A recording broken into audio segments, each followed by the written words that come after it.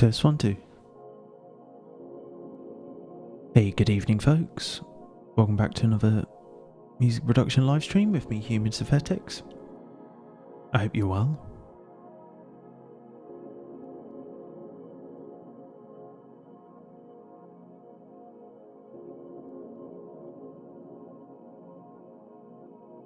I think we're all good here.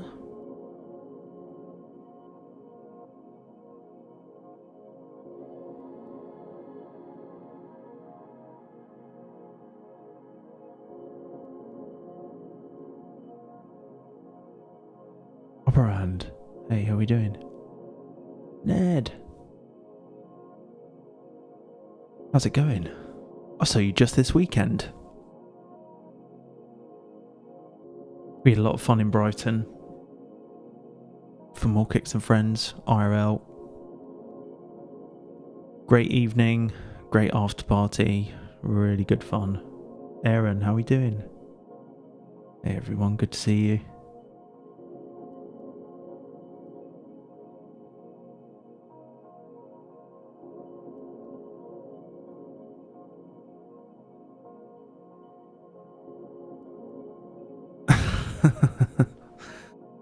As it should be, really. I don't think you're supposed to. I think it's just supposed to manifest itself as kind of a vague feeling of shame. A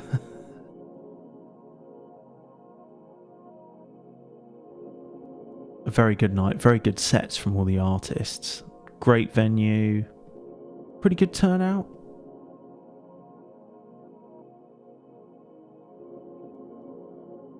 Anxiety, definitely. Oh yeah. Vodka, Red Bulls and Dead Wax. They were hitting the spot, to be fair.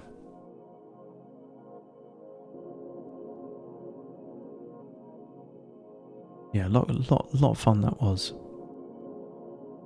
And I did think to myself, actually, why did I schedule a live stream kind of the week after that, really? Because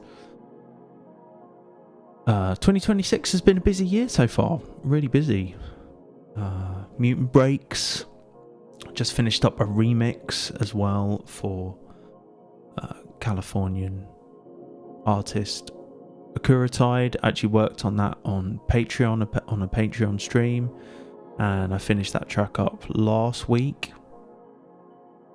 I'm thinking of doing a kind of breakdown vid either here on YouTube or on Patreon. Kind of an atmospheric jungle remix of an Akuratide track, and also edited and released the Mic Kiss podcast. That was a pretty chunky edit in the end, as well as all the content that had to be shot for Mutant Breaks. That was a pretty intense project, finishing all that up and everything that goes into kind of releasing a sample pack. And then, of course, the performance, the gig in Brighton this weekend, and preparing for that, doing that. Hey, Future World Machines, how are we doing? So yeah, busy start to the year. We're only kind of, just over halfway into, well, almost at the end of Feb. 10 days off the end of Feb, but yeah, lots happened so far, as well as all the other stuff and live streaming. And so, yeah, looking at my calendar, I was like, I probably should have made my week off fall then. But here we are. We're here. We'll put the hours in at the desk and we'll work on some music this evening.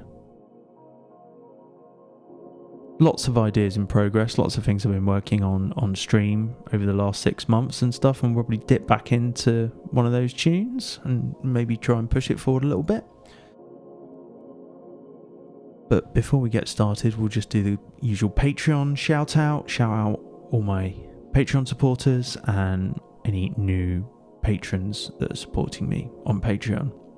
And yeah, got a few names to shout out this evening. Andreas Solberger, thanks very much for your support on Patreon.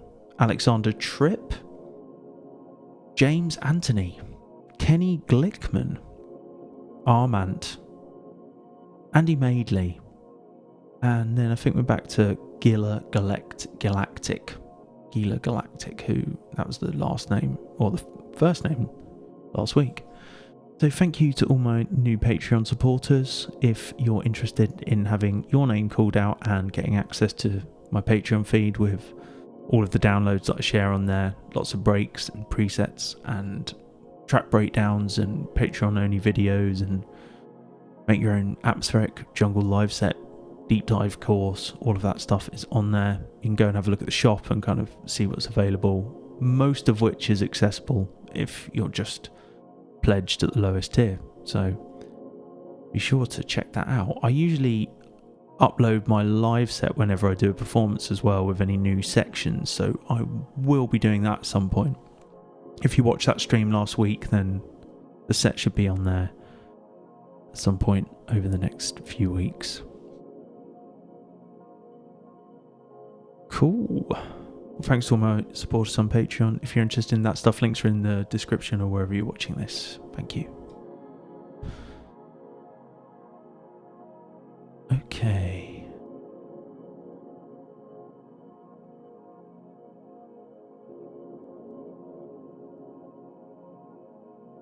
So, yeah, let's have a look at what we've got going on. You know, I'm really feeling just instinctively working on a tune called Why, which I've worked on a few times on stream, actually. I think I started it on stream and I've worked on it a couple of times on stream as well. But I've got these kind of like wave funk tunes, like down-tempo stuff, and I'm kind of feeling that this evening. Things have been a bit 170 in my mind lately. It'd be nice to work at a different tempo. All of the breaks that I released in Mutant Breaks are 170, and all of my live set is 170, and I think the last tune I worked on stream was 170, so why don't we switch things up? It is a good tempo.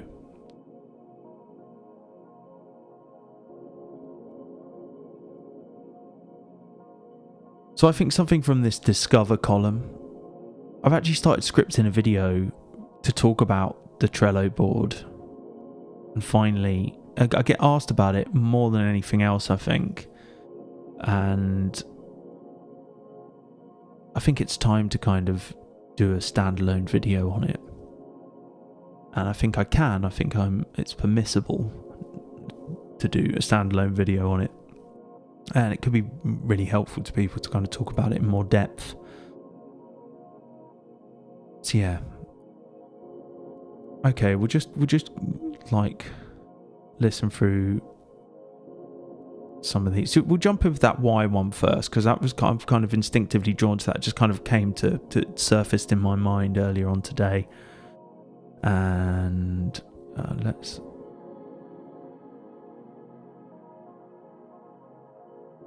I'm sure I've worked on it since then. So since this, I'm looking at this. It's a reverse date, the 3rd of December 2025. I must have worked on it after that. And if not, I'm kind of really surprised by that. Maybe it just feels like in my mind I have. Okay, I haven't. Unless it's in done. Done.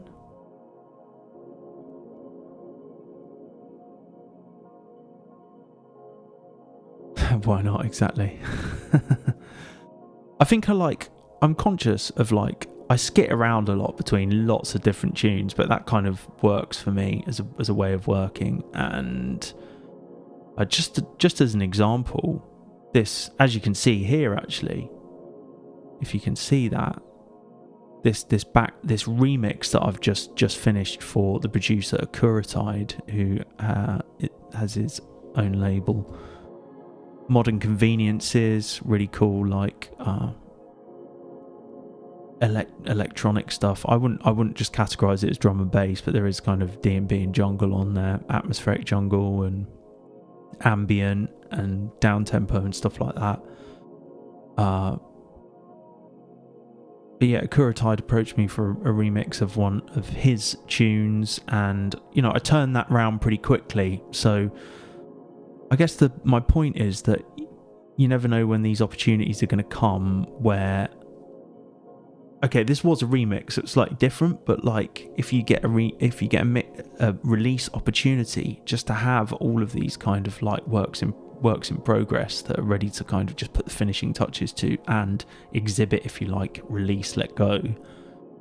That's where systems like this are really helpful, and why I find it works for me, that I work on many diverse different genres all the time, keeps things fresh and interesting, and gives me lots of possible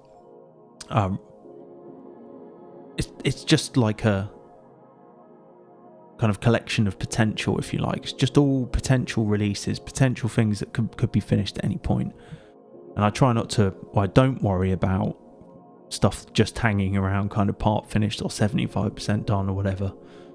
I'm quite happy with letting things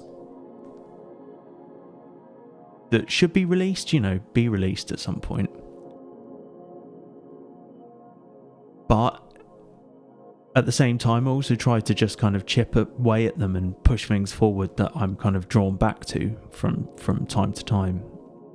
And with things being as busy as they have been these last couple of months, like actually just writing music usually takes a back seat.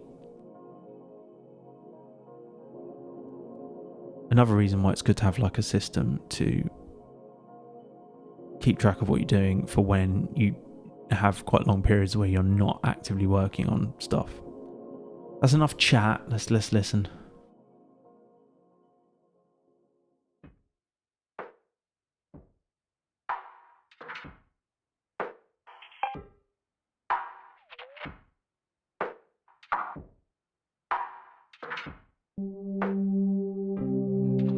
Hey, Animus.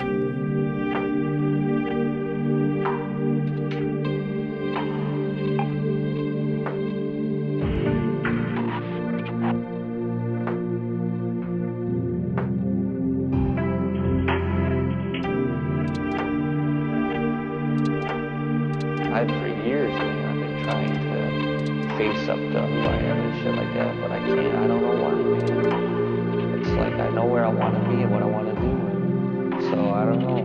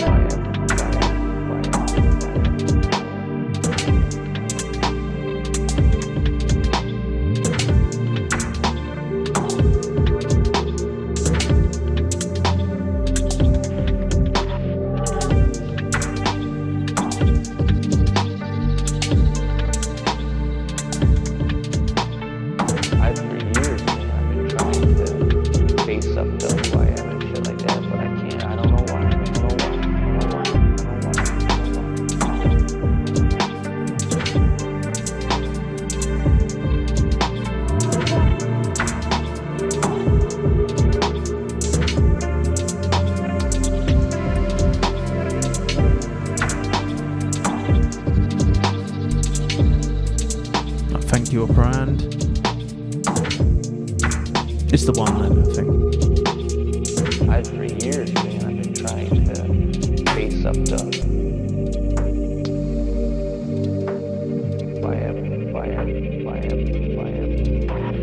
but I can't. I don't know why, man. It's like I know where I want to be and what I want to do, so I don't know. I'll get them out of this stuff.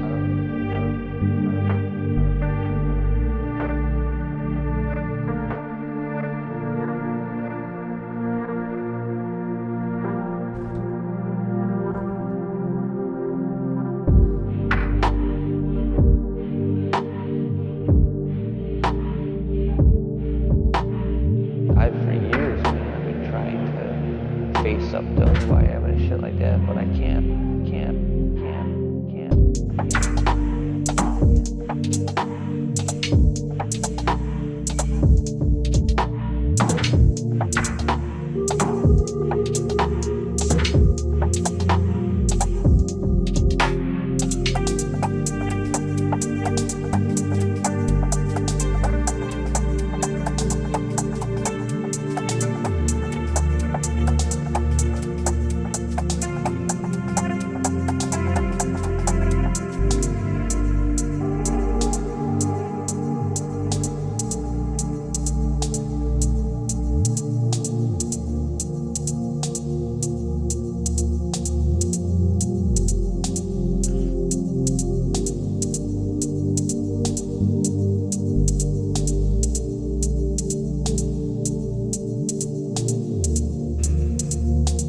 I think it's probably just hi-hats all the way out there. Thank you, upper end. Yeah, I think this is the one then. Let's. I think this is definitely, I could consider this done. As in, I mean, what I could definitely put this here into this done column and then make a decision about whether I want to release it and work and do all the like finer editing and stuff like that. Find like I get to like the end point with a tune, and I really enjoy just the computer tweaking at the end of it. You know, adding automation, little final drum edits, and like the last little 10%. I really enjoy that phase of the creative process, because it's like that tune to my ears is like it's done. The idea's there, the bass line's there, the grooves there. It's got like it's almost got a bit of a story to it. So I feel like the track is you know, the pot has been made and has a form, and you can see it if you like. And so I'm not stressed about like trying to make it do anything drastic, like change the drums or the bass line. You know, when you get so far of a tune and you're like, oh, the drums are crap, I'm gonna have to like redo all the drums, or I don't know. That doesn't really happen to me anymore, but it certainly did for a long time. So I think I could definitely, if I wanted to now, if I wasn't streaming, I could say, okay, yeah, that's definitely done enough that, you know, if a release opportunity comes along, or if I want to make a decision about releasing it later, I can. But I think this evening what we'll do is we'll dig into some edits and like finer polishing and stuff, as to like, not that a tune like this needs polishing really from like the kind of vibe, but also that's what I find, to me that's like really the juicy part of production really. And so yeah, let's do that. So I've written some notes. I'll just elaborate on these before we get cracking, and that is mainly something's up with the intro at the moment. I think it's where I exported it, or like there's a MIDI note that was short that I'd cut off, and so it started after the start of the MIDI notes clipped, so you don't hear the synth. It kind of comes in not later. And also with these wave and funk tunes, like they usually, there's like eight bars of intro and then it drops. So I don't think, you know, I'm not going to think too much about a big expansive intro, because I just don't think it needs it. And there's lots of these like little transitions, you know, between like every 8 bars when a new drum part comes in or something changes or the sample happens again. And so I just want to kind of go through the tune section by section and just have a look at what's going on, and more of a critical listen. I can hear some sounds that just happen on repeat and I'm not necessarily feeling them that much, but there are some other sounds that maybe I'd like a bit more of. So just making sure they're kind of like they're happening when I want them to. And maybe the vocal sample happens maybe one too many times too often. It kind of makes the track really, but maybe it's just a little bit too often. And in tunes like this, the drums are super sparse, but like this is where I find like the real this is what I really enjoy, like the drum edits at the end. I'm really into that. And I think if you are, it's fine to spend lots of time on it if you really enjoy doing that, which personally I do. And then the ending as well, it feels just like that last section after the breakdown will just kind of make sure that's coherent and making sense. It's not too short, if you know what I mean. It can be easy after breakdowns to just like wrap things up within 8 bars, but I don't want to do that. I think it just needs to be a bit longer.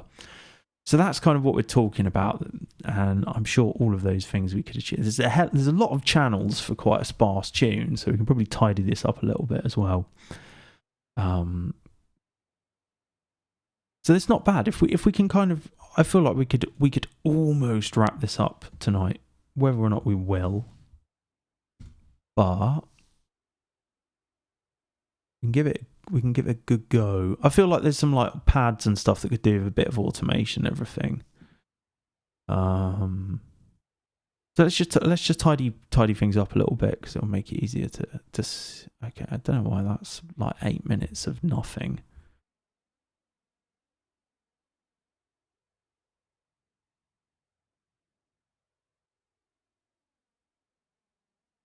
That's better.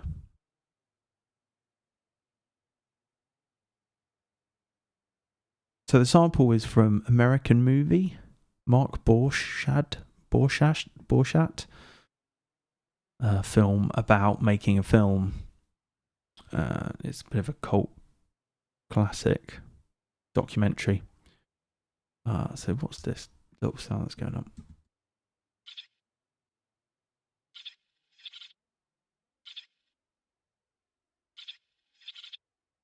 Some sort of like hamster.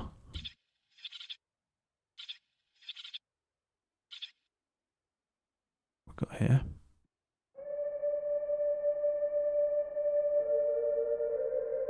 That's nice. That could be happen more often, I feel like.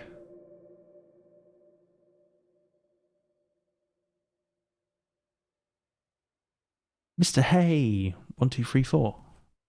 My pleasure. Thanks for the support. Really appreciate that. That's very, very kind. I'm looking at your dope channel comment. That's very kind of you to say. What is your philosophy on using audio clips versus MIDI devices for live sets? So, I always think with like a live performance set that like the one thing that used to worry me when I first started using Ableton and had in mind that I would do live performance with it is that it would crash. And I think every live electronic performer has the same concerns about whatever their setup is, that they're going to get some kind of technical hitch. They're going to get a gremlin or something and things aren't going to work, be it a synth or be it whatever. And these things happen. These things happen. Hey, Distant Lands. So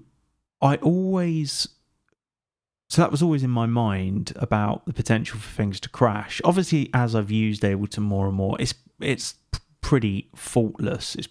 It's never, touch wood, it's never crashed on me. It's never stopped working when I've played live. And a surefire way to make sure or minimize that risk is to use just audio clips and to ensure you've got enough, your computer's powerful enough to handle all the audio you've got in one set and all the warping that you might apply to it. And it's certainly got more of a chance of handling that if you're using that rather than triggering lots of stuff by MIDI. But really it depends what you're triggering by MIDI. If you've got some sort of soft synth or something, unless it's kind of an Ableton native device and you haven't got too much reverb or whatever going on, that you probably increase the risk of it crashing. So I try to minimize like any MIDI devices or any live playback synthesis stuff. And I do have a few Macs for Live devices in my set, but again, I try to minimize those because Macs can be a bit glitchy sometimes, depending on what devices you're using. And things have definitely got stuck in the past on and so forth, Macs devices. So I would say that, if you're doing your first live gig, stick to audio. Stick to as much audio as possible. And in a way, you can almost treat those audio clips like a MIDI trigger by, I suppose they are being MIDI triggered anyway if you've got like a grid controller thing. But, you can set those clips up to be, what do they call it now? What's the mode?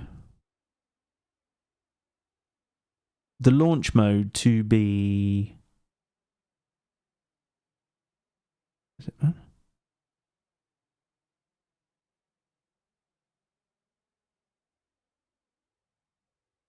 Okay, let's go in here. So if the launch is gate or toggle, gate is the one. Or sorry, I'm speaking out of turn. The quantize is off. If you just have no quantize off, the pad almost becomes like a MIDI kit, like you were playing a MIDI device anyway. So if you've got like a few samples in one of your channels that you can see on your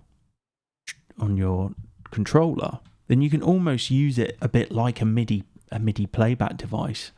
But for soft synths, I would be tempted to. I would avoid those. But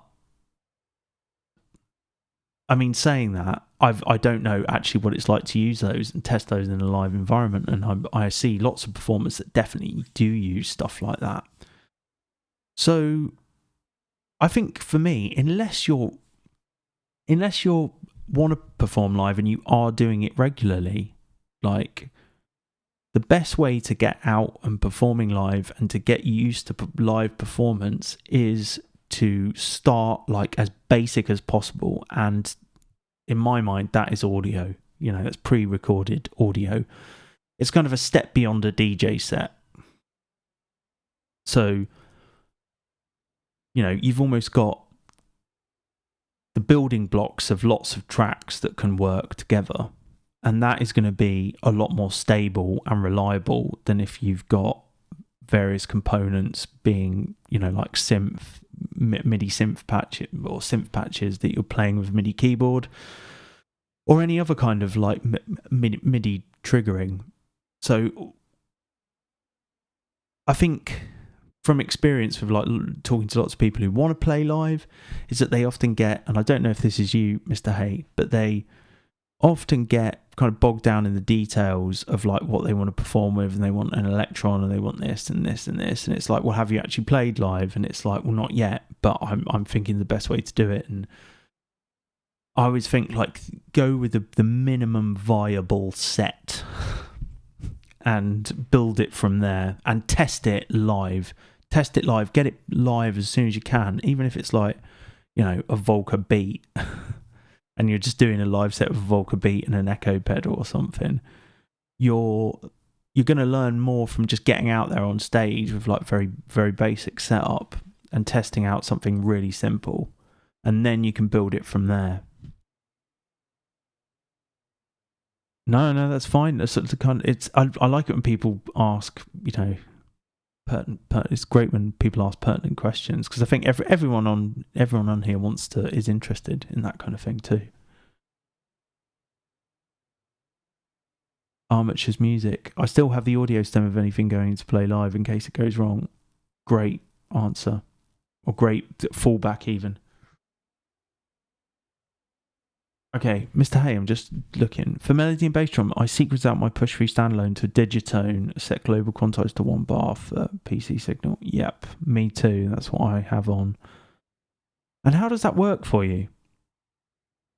I mean, another thing is that I like to rock out. I like to have a good time and enjoy myself when I'm performing live. And I think that always is the best. I'm not saying that I'm not implying that you don't or that any other performers don't, but like I kind of, that's one thing I really like about audio only and just one bar quantization, is that it's very easy to mess that up. It's very easy to have a clanging error from that. So, you know, you can have a few beers before the set and really enjoy the performance, or you don't have to have to drink, obviously. But I find that I can be a little bit more relaxed with that extra bit of the parachute, if you like, the safety blanket, safety net. And do you know what? I would build any similar set in the same way, because I really think that, like, you know, the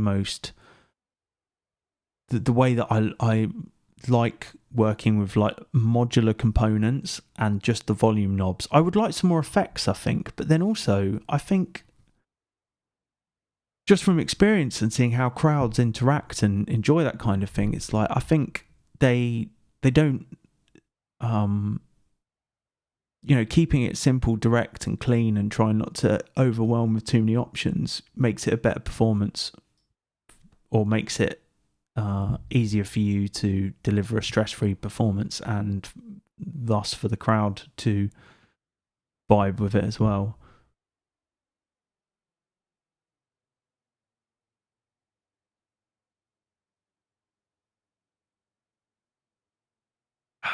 Future World Machines, I'm used to it. I run away.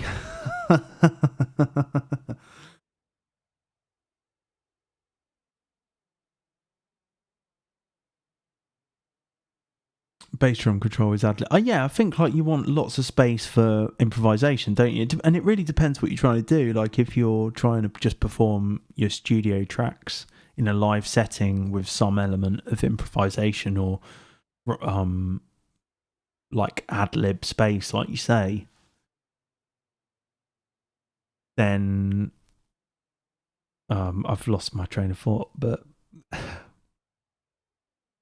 yeah. But if you want to, my set is always different every time because of the kind of baked in nature of how it was put together, and that's, you know, it's risky but also really fun when it all comes together. And it's just such a buzz, isn't it? You get addicted to it. You get, if anyone, you know, anyone that's performed live, be it in a band or whatever, if it goes well, it's like the best.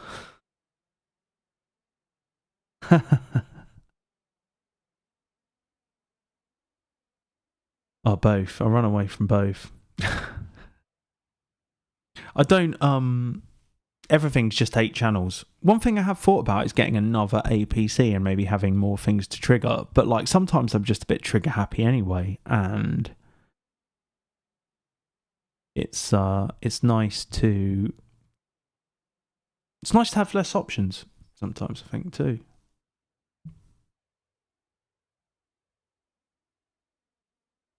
Yeah, great question, Mr. Hay. I can tell you from like doing these more kicks and friends and watching Ned's, you know, the live streams, festivals, online ones that he started during lockdown that continued for so long, and which I did a couple of, is that there are just so many ways to do that, to perform live, and I've seen some absolutely, you know, mind-blowing, really interesting avant-garde stuff. And I feel it's about, you know, making the ideal performative instrument for you that works to the way you like to do things. And the way I find it, it's almost a bit like I bring the rave, but I can also enjoy the rave. Okay, so I resampled this thing. So that's this. I'll just put this better one up here. What we got here? This was B Cult. What's this? Oh, yeah, I didn't want that. Have I resampled that? It's not that great anyway. Let's just clear it up. So this is the guitar line, which was like sampled from a...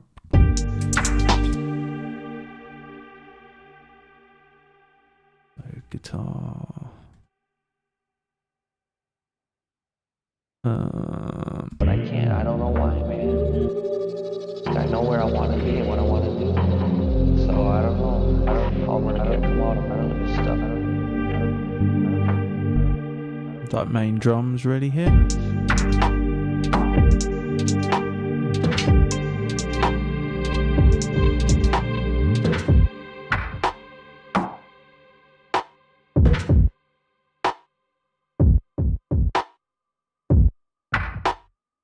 Kind of top loop thing. Kind of hate that term, but you know what I mean. Okay. Got these weird like intro drum edits that I did using take lanes. This is cool.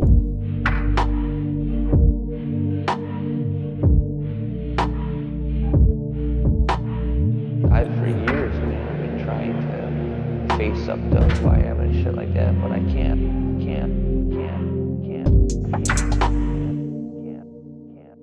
For some reason I'm like hearing Michael Jackson in that. This.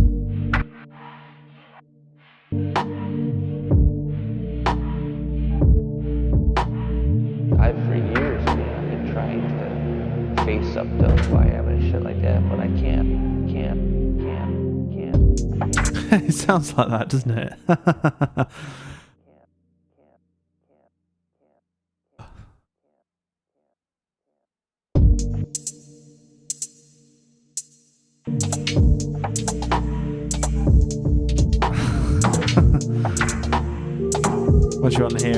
Once you hear it. Okay, and this is the main pad. I think I've had comments about this before.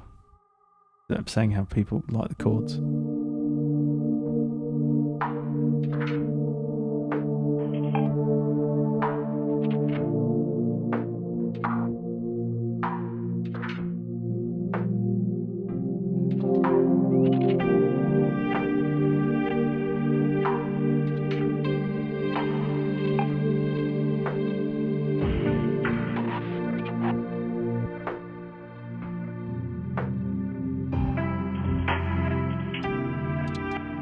I think we'll do some automation too.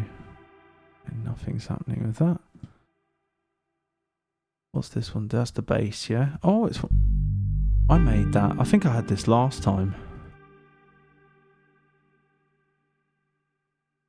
This is some sort of...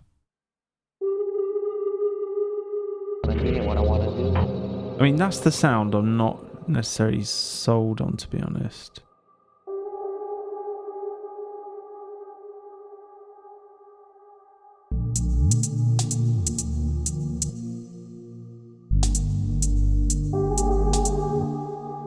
Okay. That's the sample. Why? Okay, we've got some what breaks here.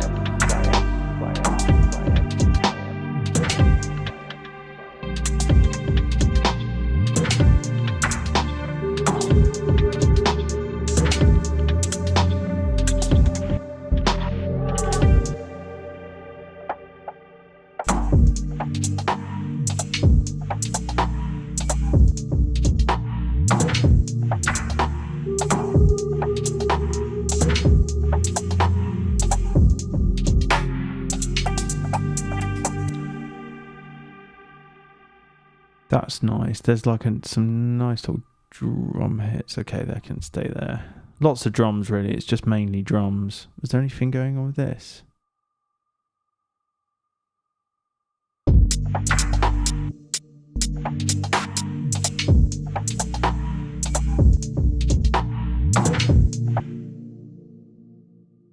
Operand. Do you have a go-to process for writing chord progressions? Good question. I'm all about the theory and so I would say I'll show you.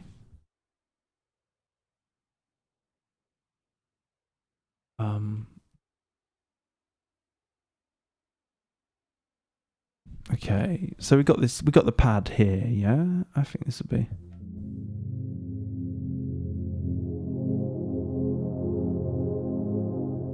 What key is this in?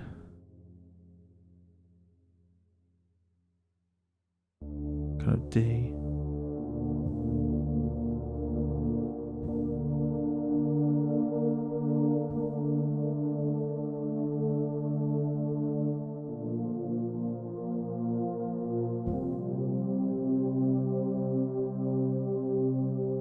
So what's quite interesting here is it's kind of almost it's intervals rather than like a full chord. And what am I doing here? So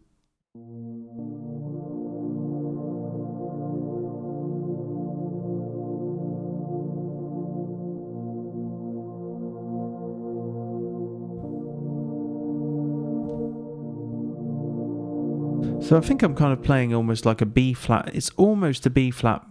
It's almost a major chord. But what I've done is almost like take a fragment, a cluster of the notes of the intervals in that and inverted them. They've been inverted. And then I've just taken kind of like the key like chord voices and anything that kind of makes up a chord, like a triad. The first, the third, and the fifth, or something like that. You can invert those. You can rearrange when those notes happen in pitch order, and that will give you very different kind of flavors of chord or suggested chord or harmony, if you like. And so often I don't do any kind of intense jazz chords or extended chords, major sevenths, minor sevenths. Very rarely do I actually do anything like that. It's often quite basic, but I will do a lot of inversions, and that is just kind of instinctive, if you like. So this is almost this kind of, we've almost got like if we added the other notes that are in this scale, because I think the key we are in, it's like almost D minor, is it?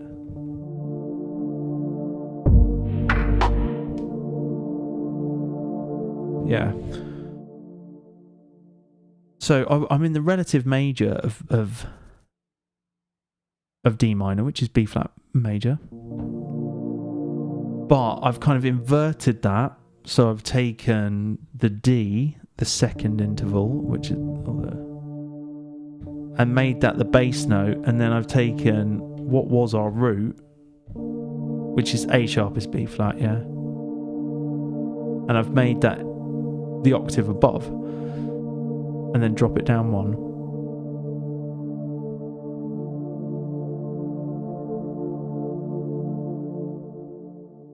And then the rest are just fifths. So it's a bit kind of maybe my explanation's a bit music theory, but like often I will work with those like fragments of a chord, like an inversion of a chord, and I'll just do that instinctively. And my chord progressions tend to happen over 8 bars or over 16 bars. I don't repeat things in bars of 4 if I can. I kind of like to let the chord progression go a bit longer.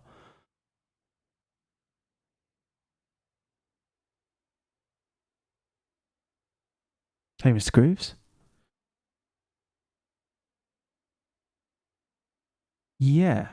Operand, you're spot on with your comment, like easier to use mainly intervals. 100%. And like one of my favourite intervals is like a tenth. Which with like D minor it'd be the third, which is an F, and an octave above. I mean, you hear this all the time in like trance. Yeah.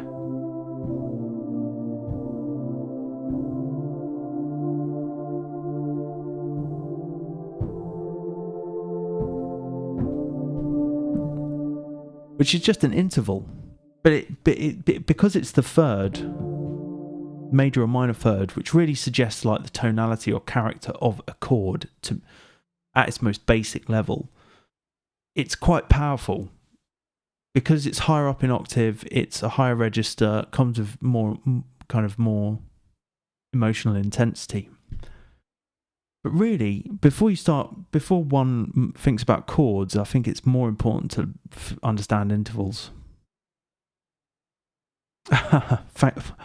Thank you, yeah. Do you know, a lot of it comes from choral music and from... No, pleasure. And that's really, you'll notice, if you care to notice, you'll notice that I kind of do that a lot. Apart from when I have like static things, and then I'll often change stuff over the top, bits of melody to kind of outline a bit of a harmony. And it will be instinctive, I won't necessarily be thinking I want to do this. It will just kind of happen by ear. But that is how I understand my process. Looking back at it objectively is what I tend to do every time. But a lot of it comes from like choral music or as a chorister, and the kind of a lot of that is very diatonic, rich harmonies, voices and stuff, and the voices are quite distinct, so it's often not just like kind of a major seventh chord or something like that. It's really intervallic.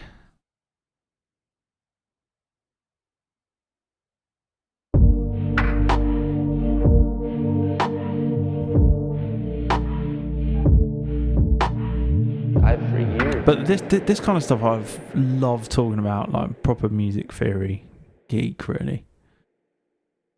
But it really stops. It stops at major sevenths and minor sevenths, at which point I'm not really that interested in that sound, or it just doesn't do it for me as much as like the simpler interval kind of sound. I mean, of course, like the interesting thing about electronic music is that you get all of these like weird overtones and harmonies from manipulating samples and sounds in different ways and filters and all this stuff. So you get almost like you get these implied harmonies that aren't concrete. It's like, psychoacoustic or just overtone driven. To me, that's more interesting, with like this foundation of something that's really quite diatonic and harmonically rigid. And also just like what you can get just from having a fifth and the notes naturally falling in and out of tune and stuff, and phasing, and the distortion between pitches, like when you do an 808 close in pitch, one off, 2 808 notes, and you get a natural wobble, natural pitch modulation. Yeah, absolutely. I think like the more skeletal your chord is, sometimes you can do lots of interesting things, and you can be quite modal, right? So you can like go in and out of different modes from different keys, and if you want to do that. I always think like it's good to know this stuff, but like it's really, you want to know it to the point that it becomes instinctive, I think, and you're not trying to implement it. Okay, cool. So we're still it's taken us 49 minutes to tidy this up, but this is kind of a bone not sold.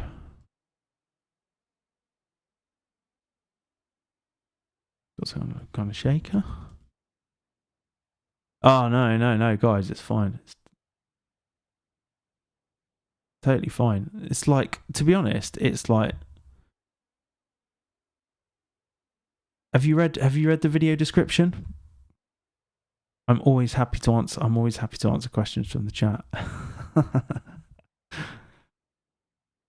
I state it. I think it's in the channel description as well. No, this is like it's great. It's nice that people. That's what I'm here for, man. So how do you pick what interval of the bass in relation to melody? So this is another thing, right? This is another nice, really nice thing, and maybe this kind of alludes to an answer or skirts around an answer. Is that, that kind of tenth thing I was showing.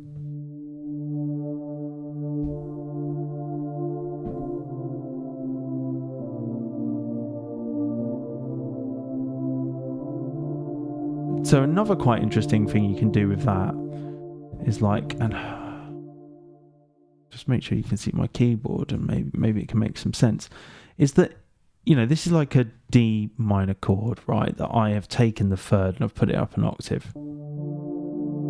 I've taken that third, an F, and I put it up an octave. I've got that kind of nice trancey sound. Okay, but essentially we've got a D minor happening up here as well, you know.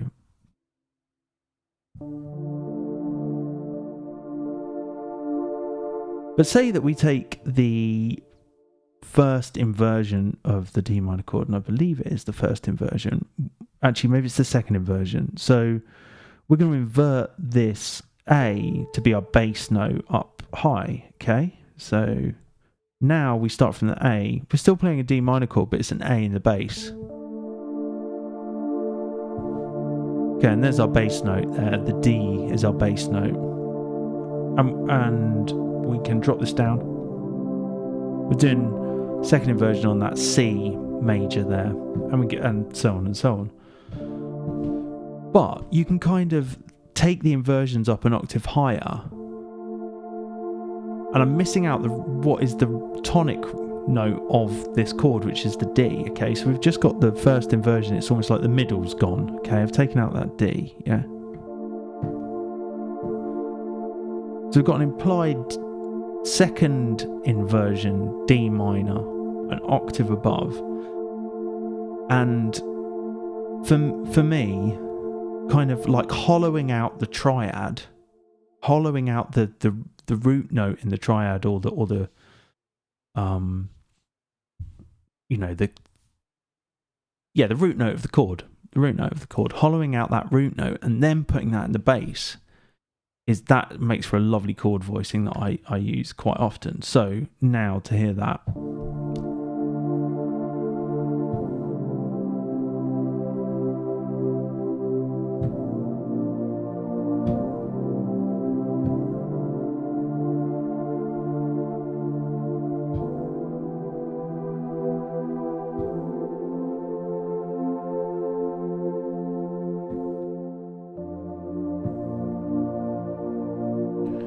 And it's just a really simple, it's like 3 fingers, you know, but it's quite a rich chord across the registers.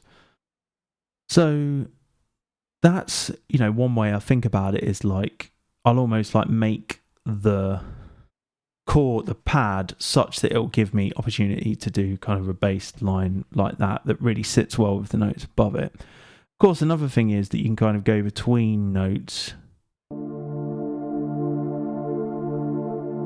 Now in that chord, you know, we've also got the F, and we've also got the A, and I don't necessarily have to change anything up top, but you hear that we could.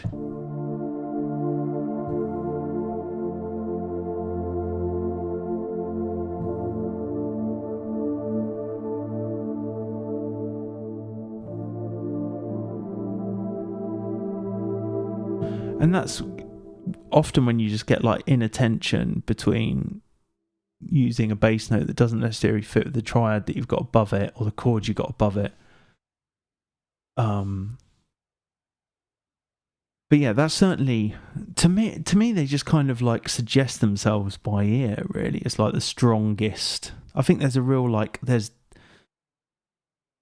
kind of the strongest harmony you could have, I think, with any given chord progression. It's just a case of finding it. It's a case of discovering it through writing.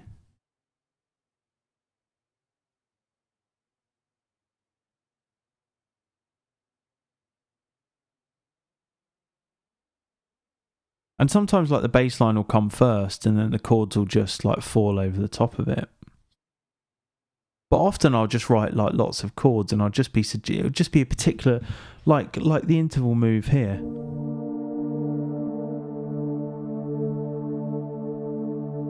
Just a semitone from the B flat to the A. And then of course you probably want to, you know, you want a D in the bass here, really. So let me just move up an octave.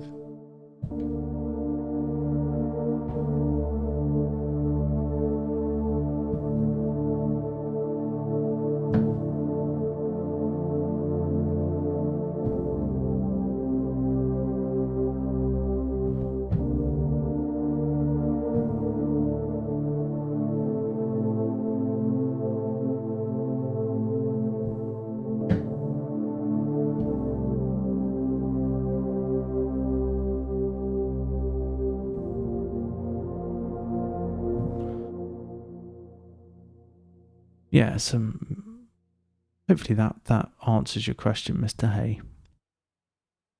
In a way. I don't know if it does, but I was always interested in like the mechanics of it all, just how it fit all the pieces, how they all kind of fit together like a car or something, like a machine, and what's supposed to work and what isn't supposed to work, and what actually does work when you do it. And I think it's really important with whatever music theory that you have or take on or whatever, is that you kind of forget it as well, or just you imbue it. Amateur music, exactly.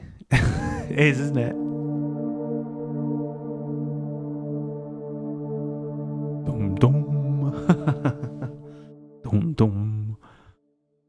I mean, these are all you're revealing like my musical history here. I've got a tune called Nocturne that was out on the last Planetary Drift release, and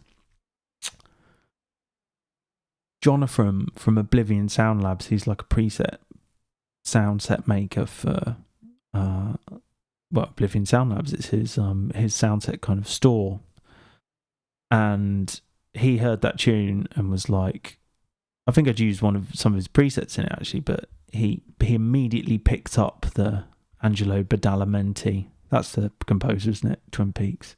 Huge influence for me, the soundtrack there. Laura Palmer's theme, yeah.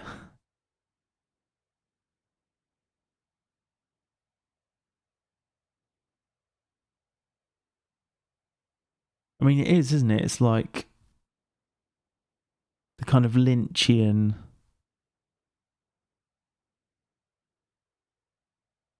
I don't know. There's just a real like kind of longing and beyondness to that music. Just like kind of the sound of just looking out the window, doing nothing, and just being painfully aware of everything. I might have seen that. Isn't it? It's just like I can't remember, but might have seen that on Instagram or just a short from it.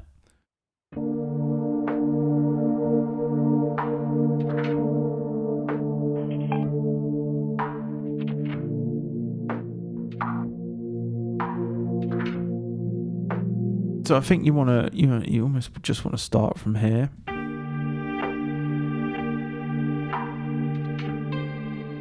Actually, maybe like, this is what I always do this.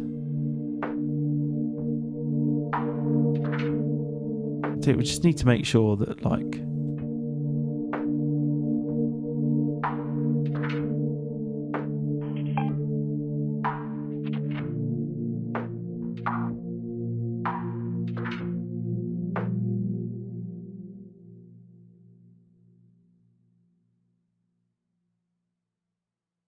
just check the reverbs here.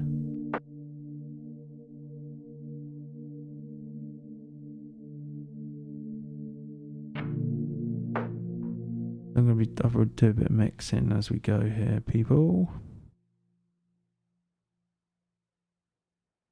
I wanted to add an EQ to that, but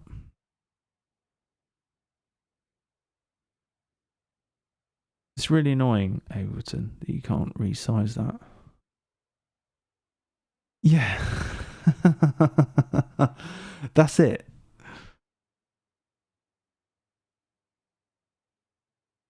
Exactly. You're all spotting the vibe here. I think this is like why we've all come together, isn't it?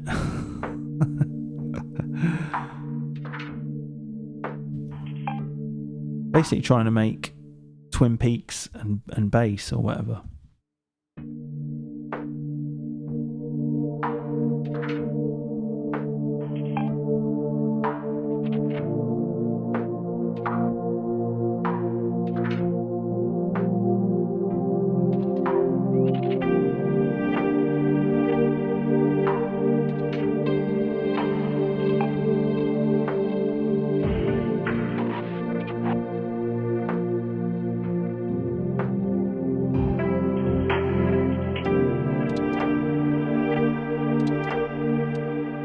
Right, so we've got to record some automation on that, really, haven't we?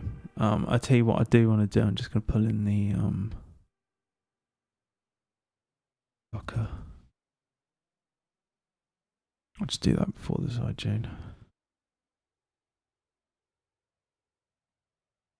This, Mr. Grooves. Yeah, me too. Well, I can't. I watched both series, but like I can only remember the intro theme. But there's lots of just like lots of incidental music, isn't there?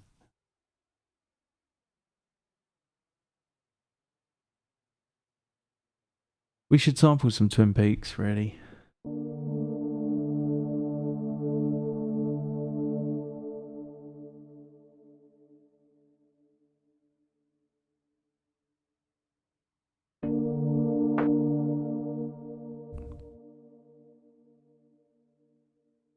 I think that's why we've all come together, really, over shared things like that. You know, like I probably would have thought, 10 years ago or something, like, I think it's a bit of a fallacy that maybe music producers or believe or embody, is that,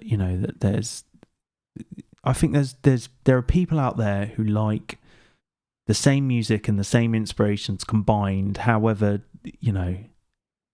seemingly disparate there will always be someone who kind of like shares the same taste and interest in stuff.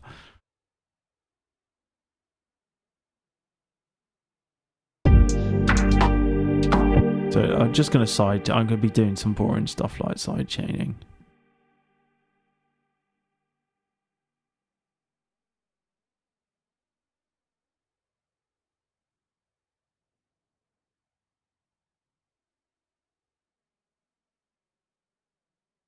Oh God.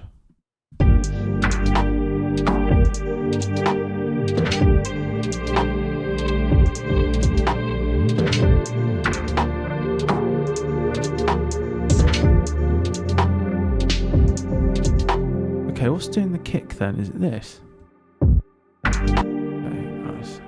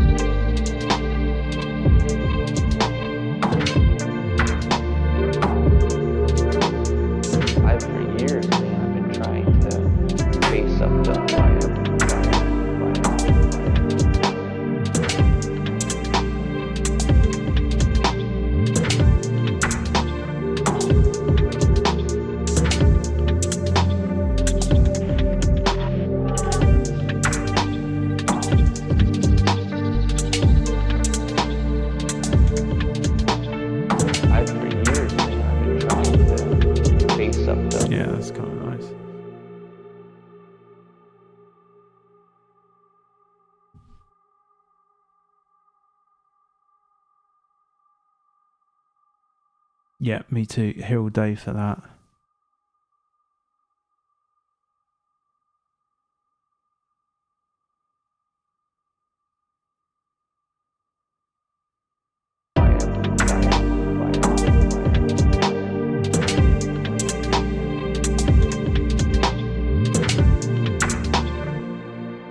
Did Vangelis do the soundtrack for Legend?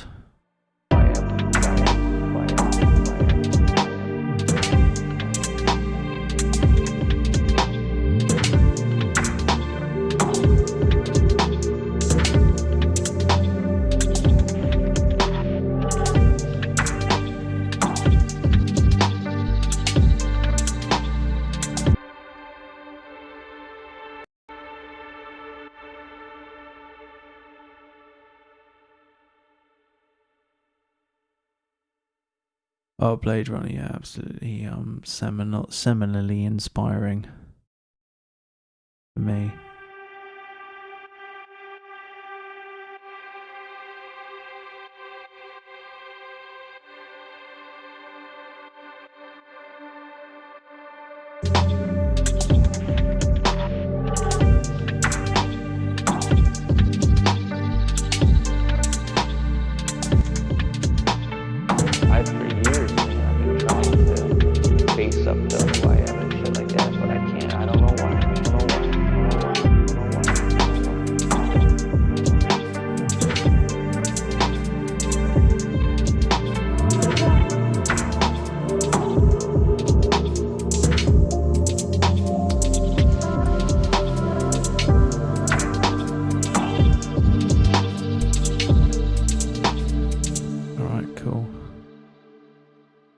So I think I'm just going to record some...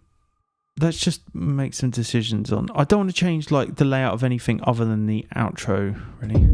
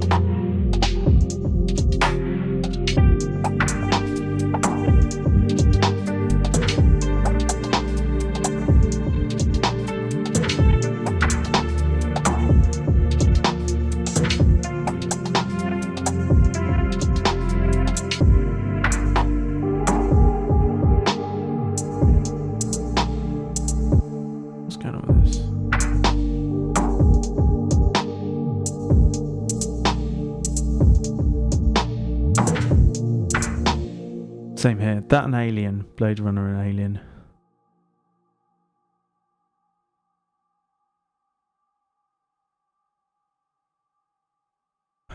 And I love the music in Alien, actually.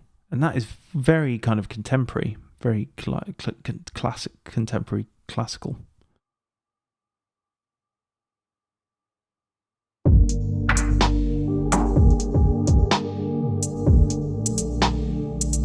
Kind of like a muted sound, this.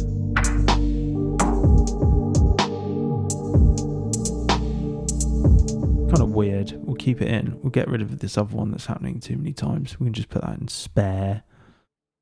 I don't know why I'm keeping these, really.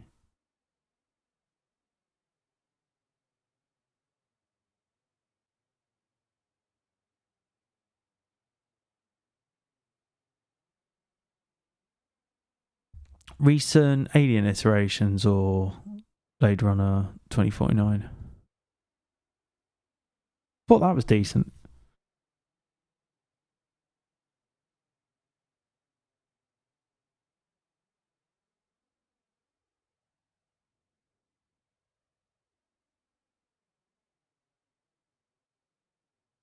Alright, so yeah, just fixing this final drop.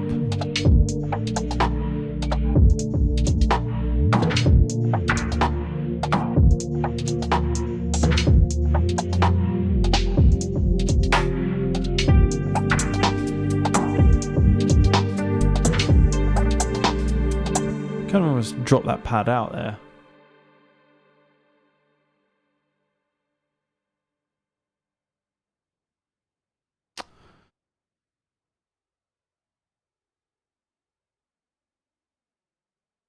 June is 6 hours. And shit like that, but I can't. Yeah,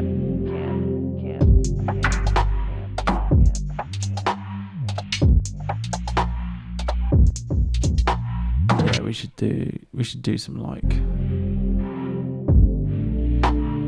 Dennis Villeneuve, that's it. The sound design in June is insane.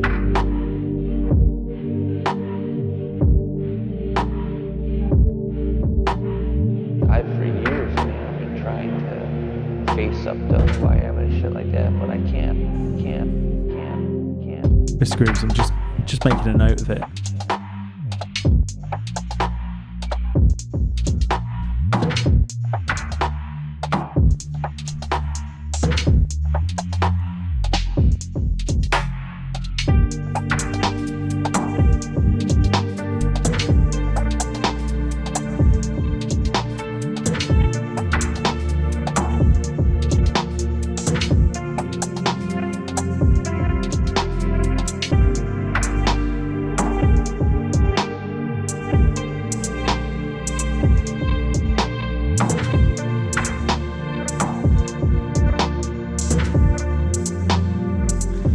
I don't, Mr. Grooves, no. I know Yellow Magic Orchestra, but which from a glance is what I thought you'd written, but the orchestra.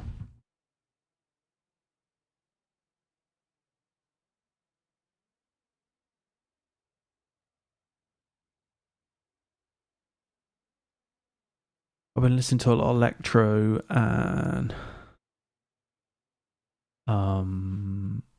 dubstep in the car, actually, which is my main time I get to consume new stuff. I'll check those both out. Thanks, Mr. Grooves. Okay, we'll go for like just a bass line here.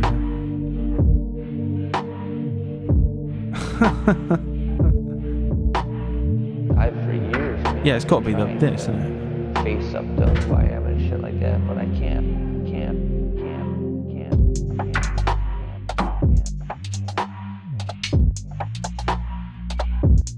I mean, really, do you want that? Do you just want the chords really subdued here?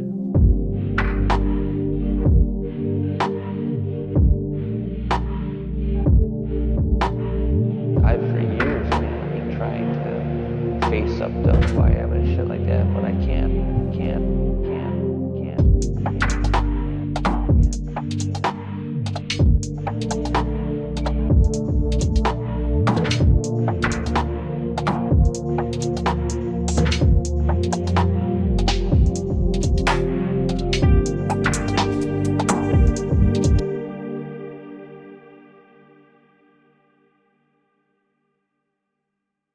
Thanks, Mr. Grooves. I'll check it.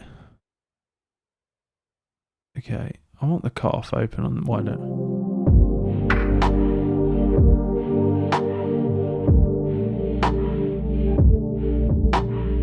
I've for years, man, I've been trying to face up to who I am and shit like that, but I can't.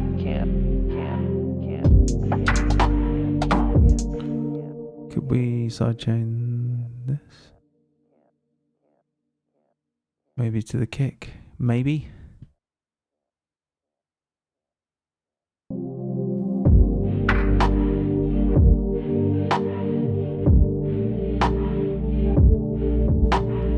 I've for years, man, I've been trying to face up to who I am and shit like that, but I can't.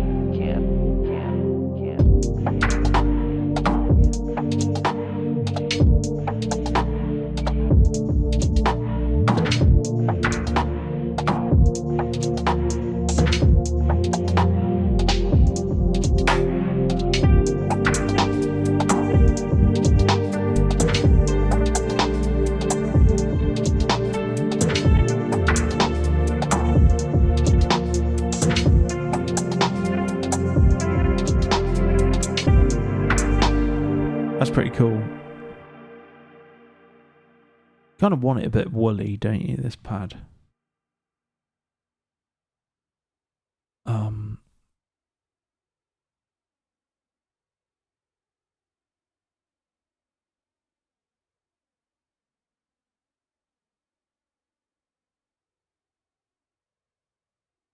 Cheers, Mr. Grooves. Mr. Hay, I like that too as well. I think that's kind of like, basically I just need something here so that we can record the automation.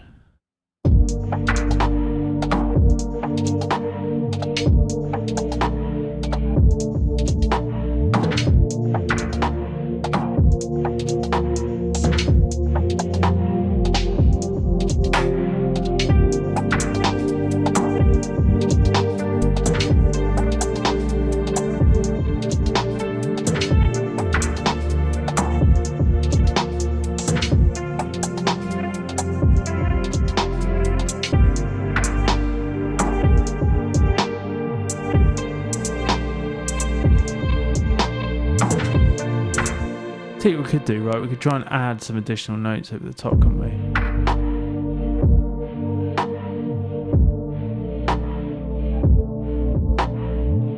For years, man, I've been trying to face up to who I am and shit like that, but I can't.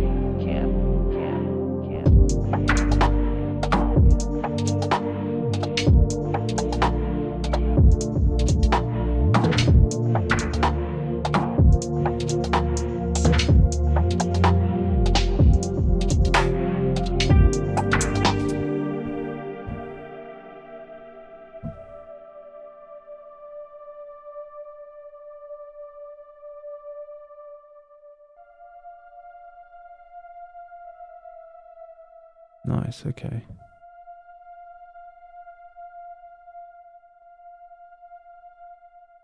Because this deep cryo sleep, it is quite filtered. That's fine, we're just going to roll with this sound. Maybe we can add some stuff in for the breakdown, or the just... Okay.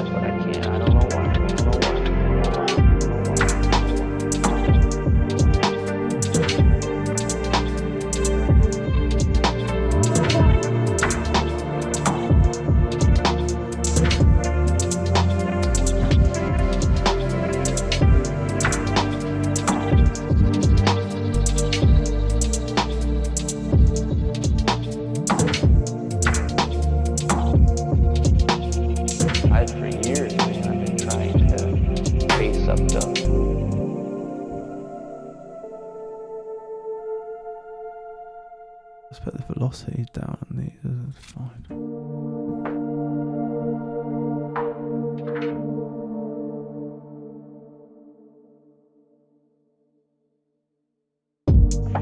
Let's just go for that.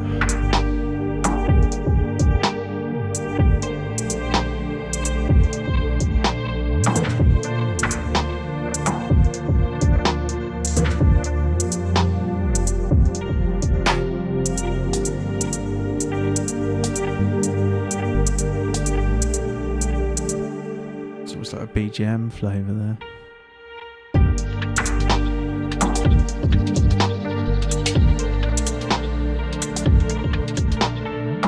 For years I've been trying to face up to who I am and shit like that. Right, let's just roll with it.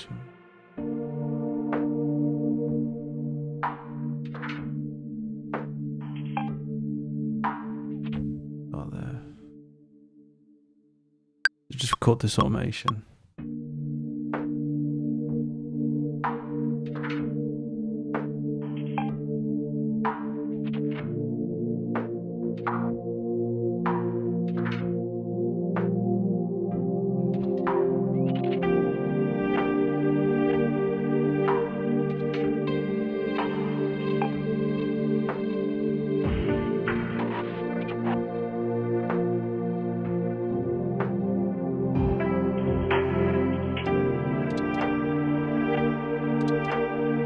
For years, man, I've been trying to face up to who I am and shit like that, but I can't. I don't know why, man. It's like I know where I want to be and what I want to do, so I don't know.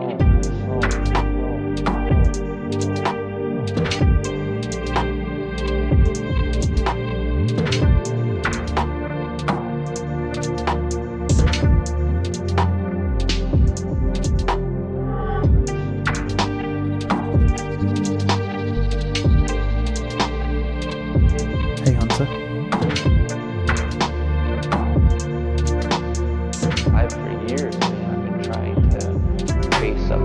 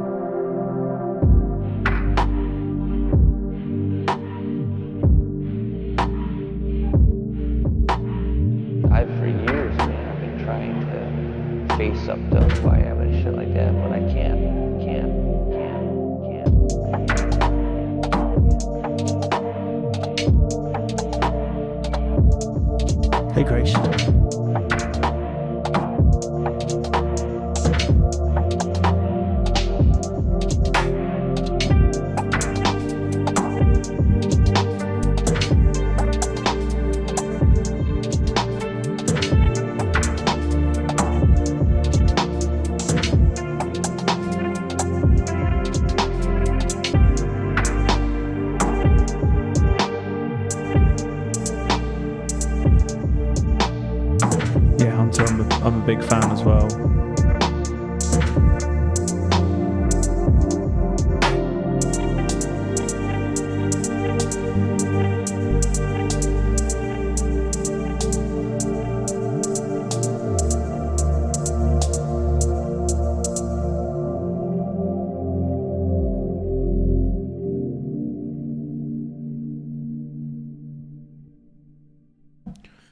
Great. Did some weird little looping thing there at the end, but that's fine.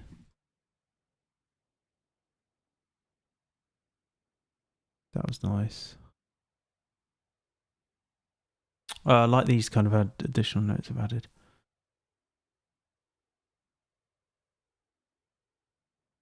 Absolutely. I love the drive modes, sound amazing actually.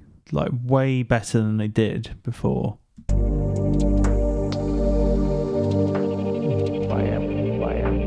I might just, I think I'm just going to overwrite this automation. It's like I know where I want to be and what I want to do. So I don't know how I'm going to get a lot of other stuff.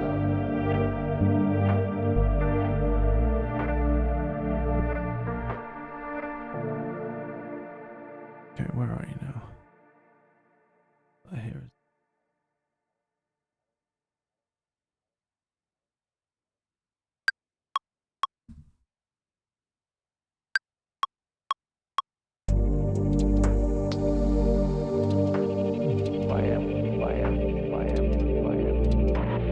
But I can't, I don't know why, man. It's like I know where I want to be and what I want to do. So I don't know how I'm going to get a lot of other stuff.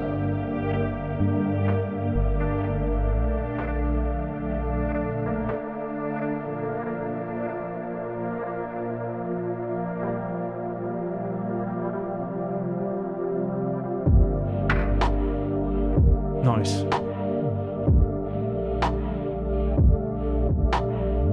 For years, man, I've been trying to face up to FM and shit like that, but I can't.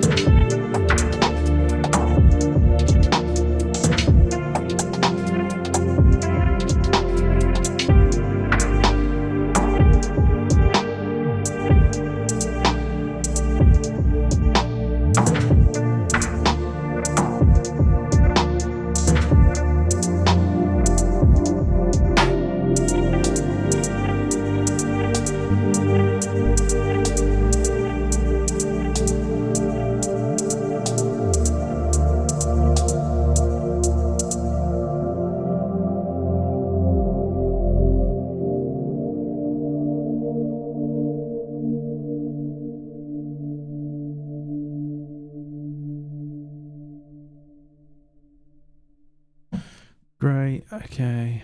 Don't like the last.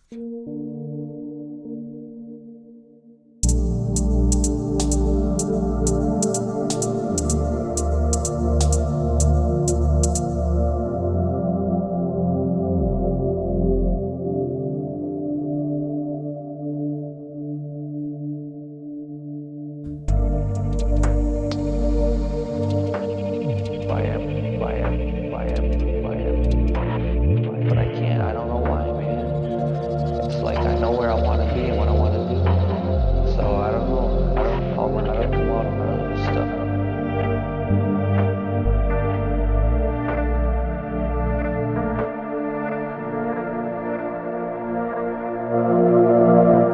It's got like nice character on the drive. Yo, Bruxisma.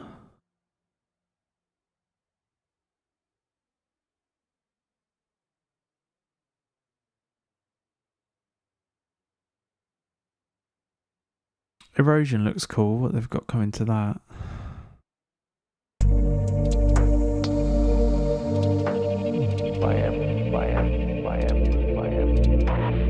But I can't, I don't know why, man. It's like I know where I want to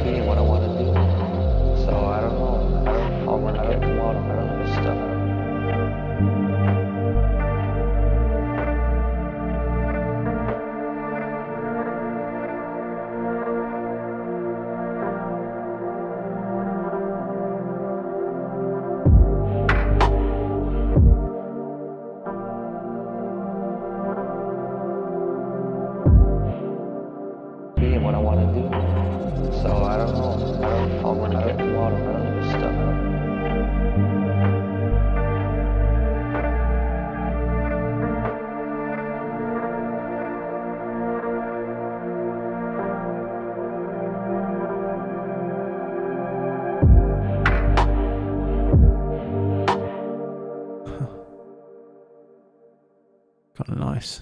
Poor trumpet.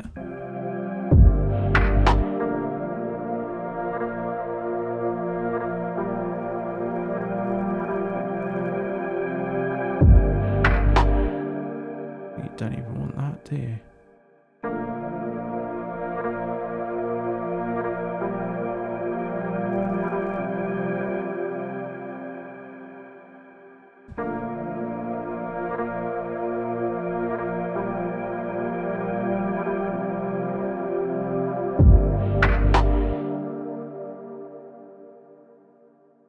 Brooksisma, don't no worries at all.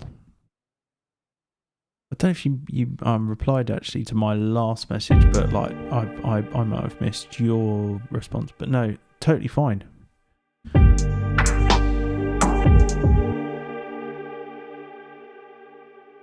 Always like a voice, isn't it? Nice.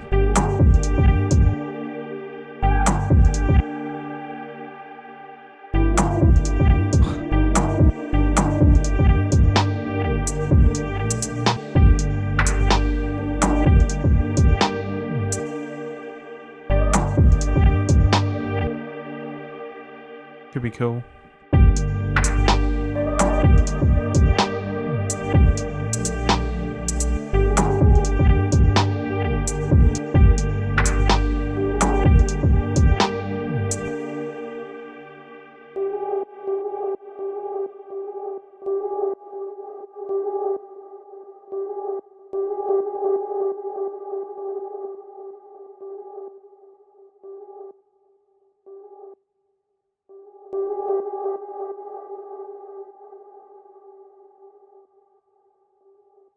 I don't know, man.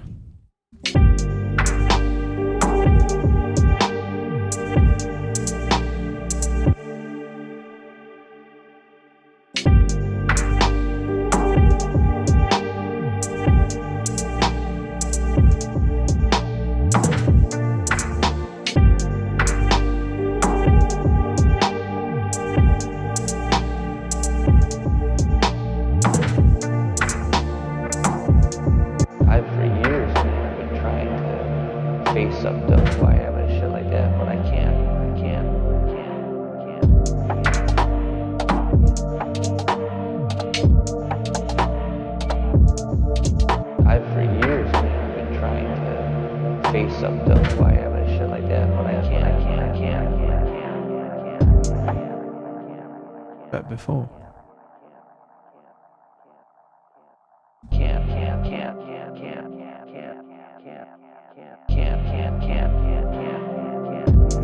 I've for years been trying to face up to who I am and shit like that, but I can't.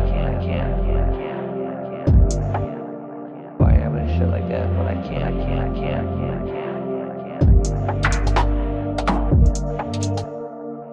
I've for years been trying to face up to who I am and shit like that, but I can't.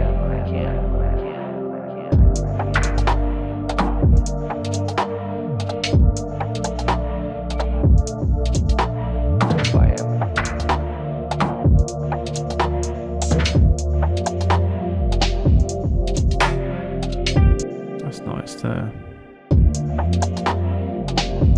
Yeah, but I can't.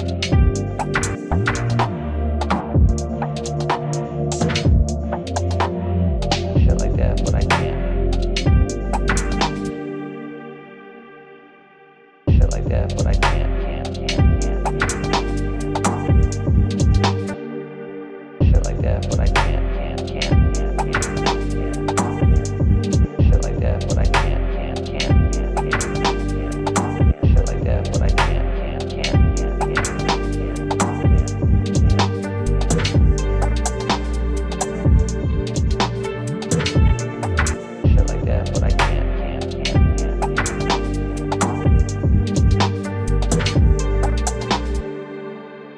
Like that, but I can't. But I can't. But I can't. But I can't. But I can't. But I can't.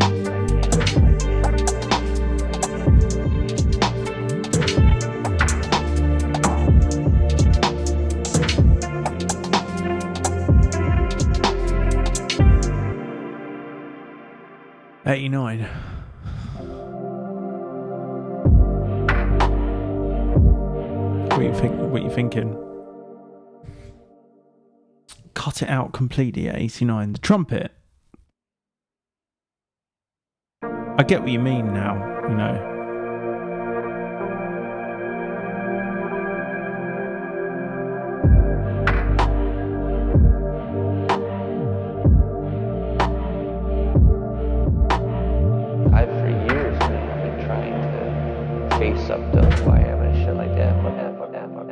What you're thinking, Mr. Grooves?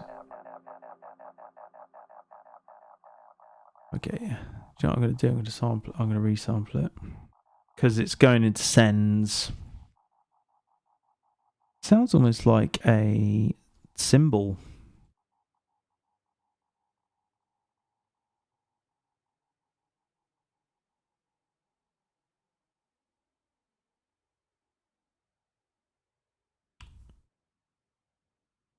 Hunter, you're saying like a dub up stroke. Is that what you kind of mean? Like a little drum roll? It's nice. It's almost like a Source Direct sound or something. That's nice. That's good noise. Pitched up trombone, I believe. It's not a trumpet, I don't think. It could be a trumpet, actually. Alright, got a nice sound there. Slightly more interesting than that trombone, anyway. Okay, so this is what Mr. Grooves is saying here.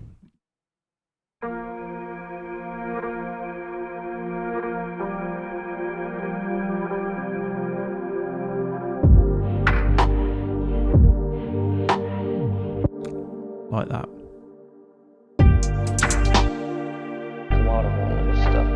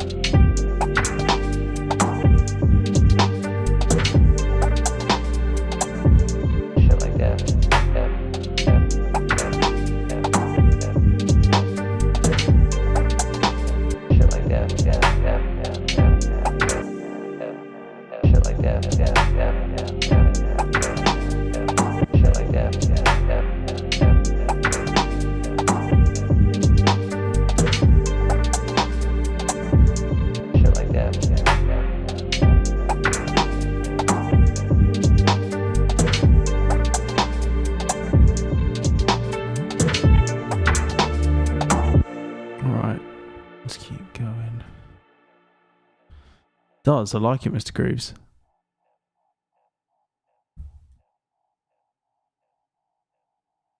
Just getting rid of these bits that are in here.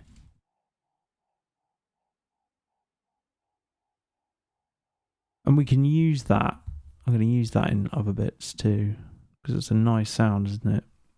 It's got a nice, different kind of texture to everything else that's going on.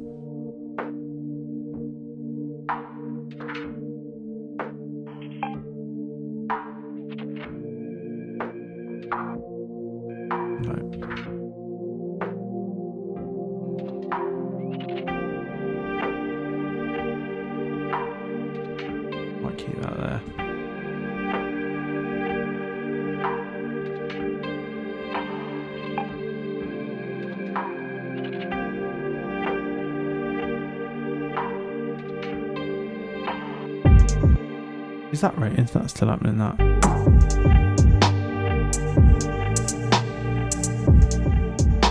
Alright, let's go.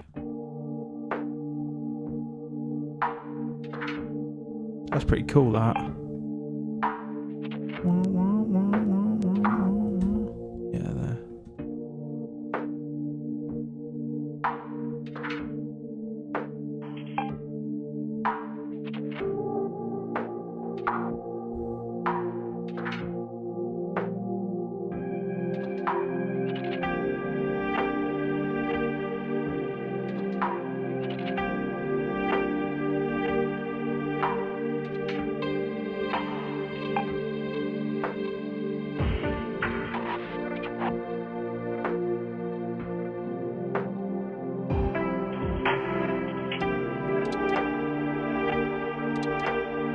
I've for years, man, I've been trying to face up to who I am and shit like that, but I can't. I don't know why, man. It's like I know where I want to be and what I want to do, so I don't know. I don't know why, man. It's like I know where I want to be and what I want to do, so I don't know. You probably want it like here. I am and shit like that, but I can't. I don't know why, man. It's like I know where I want to be and what I want to do, so I don't know.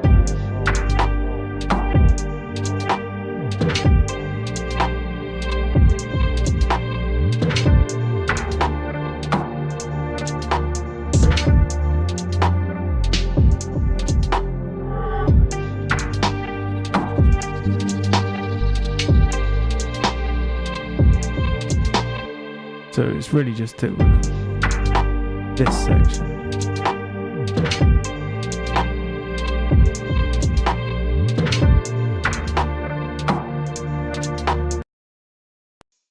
I don't want to do that actually. Okay. What I do like to do is like divide it up into sections a little bit when I'm doing some like more drum embellishments. I think this is fine, this bit.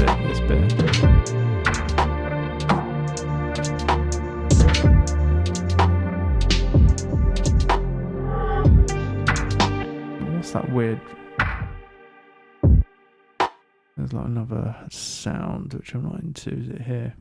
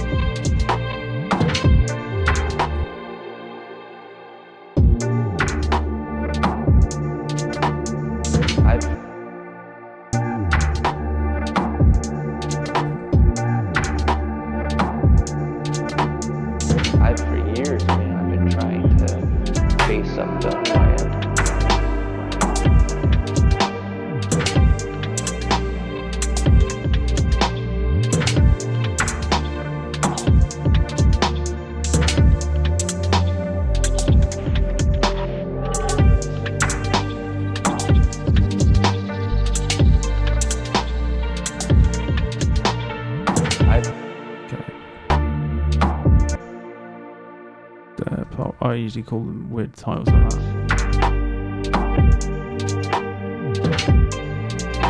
I like it, Mr. Grooves. Yeah, nice. I have a tendency to just leave things hanging quite often, probably out of laziness.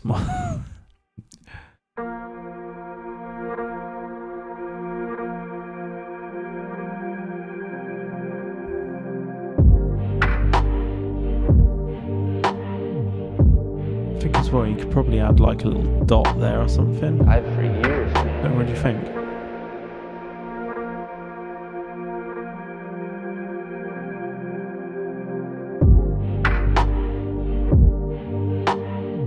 Silence is powerful. Most powerful.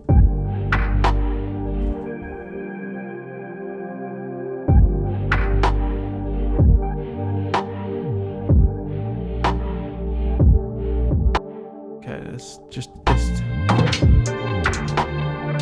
and like here as well. I've for years, man, I've been trying to face up to who I am. For years, man, I've been trying to face up to who I am.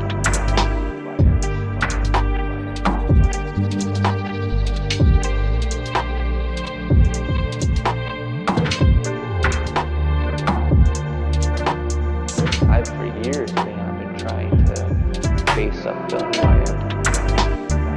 I've for years, man, I've been trying to face up to who I am.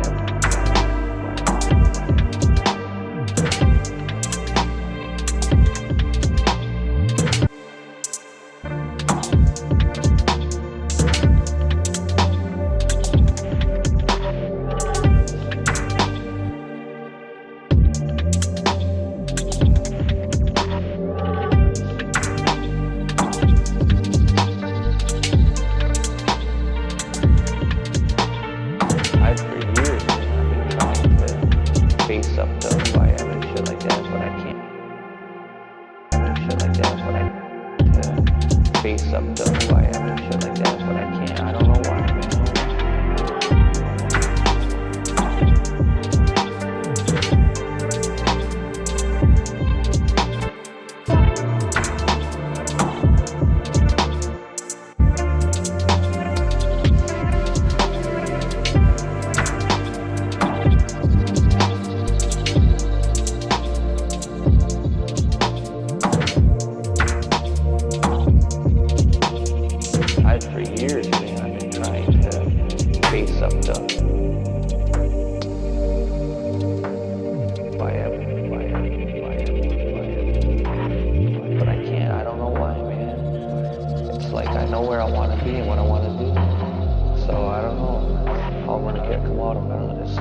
That's nice.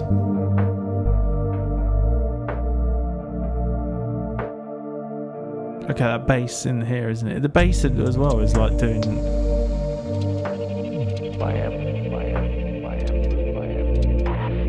But I can't. I don't know why, man. It's like I know where I want to be and what I want to do. So I don't know how I'm gonna come out of none of this stuff.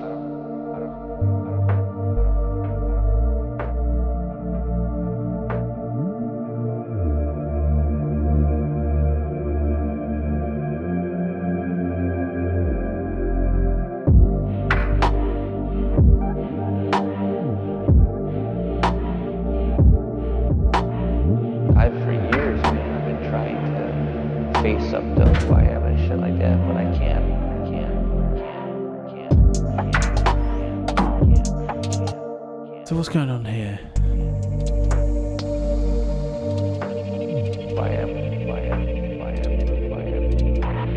But I can't. I don't know why, man. It's like I know where I want to be and what I want to do. So I don't know how I'm gonna come out of none of this stuff.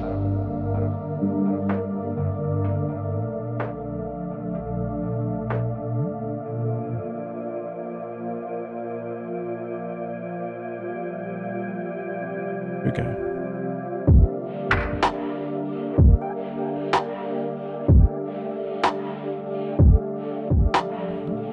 For years, man, I've been trying to face up to who I am and shit like that, but I can't.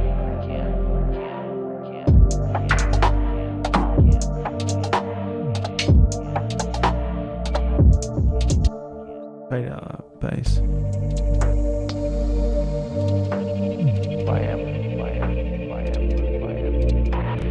But I can't. I don't know why, man.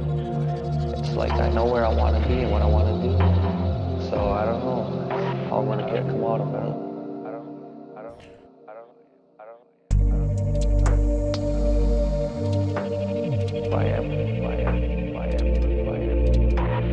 But I can't. I don't know why, man. It's like I know where I want to be and what I want to do. So I don't know how I'm gonna come out of none of this stuff.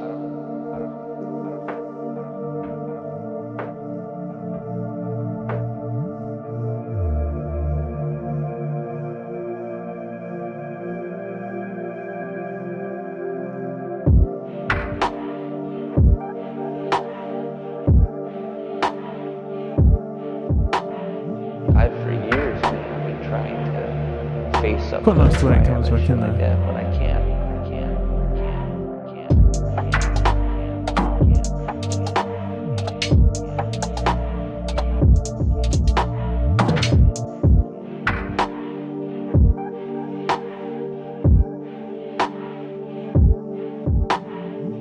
For years, man, I've been trying to face up to who I am and shit like that, but I can't.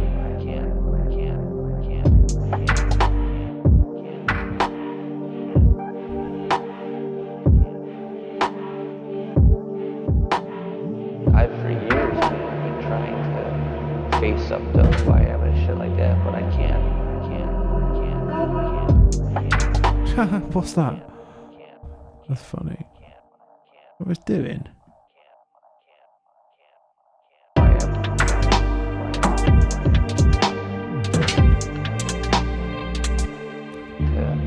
Face up to who I am and shit like that, but I can't.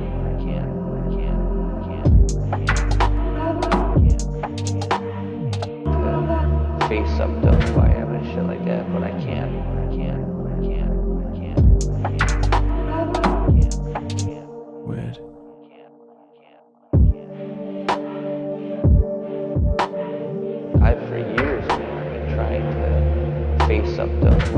shit like that, but I can't.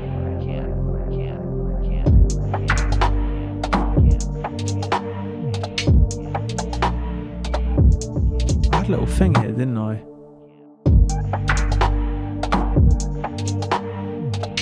Oh, it was before.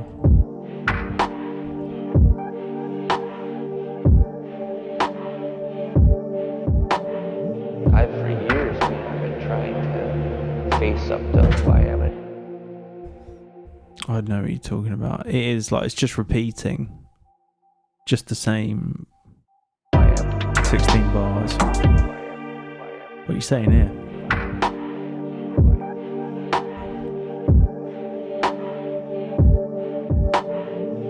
For years, man, I've been trying to face up to why I haven't shit like that, but I can't.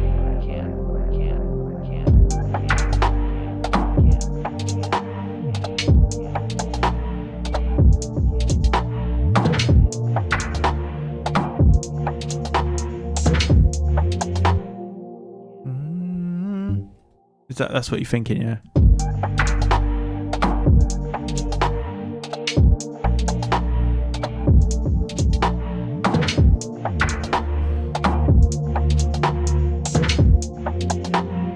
Shit like that.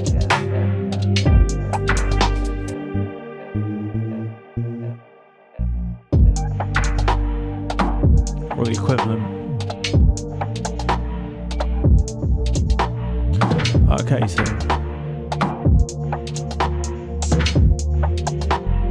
shit like that. Shit like that.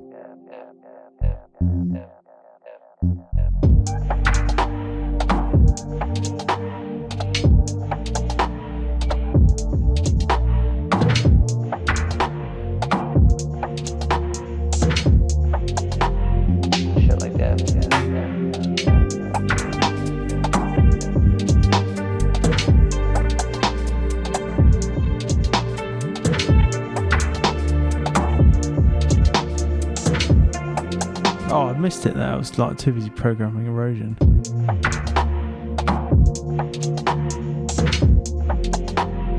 Shit like that. Yeah, nice. You could like down. You could even go back down, couldn't you? As well, like to vary it. That's cool. That is a good shout.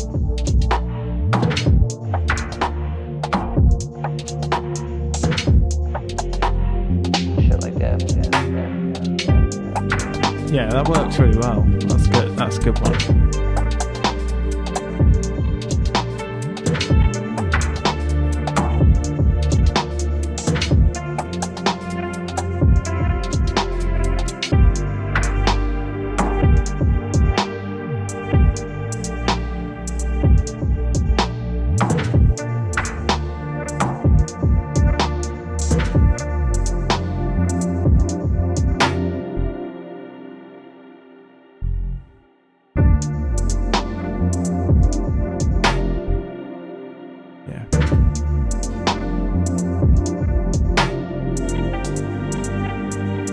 I feel like I want to do that throughout, actually.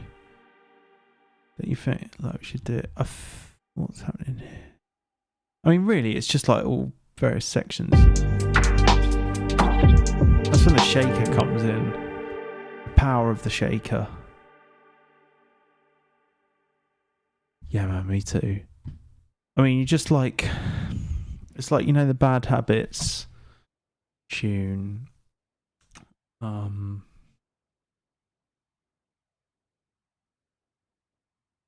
Oh God, what's it called? It's got like the... Oh my God. Is it Nasty Habits? Or the D&B tune. I can't think of it.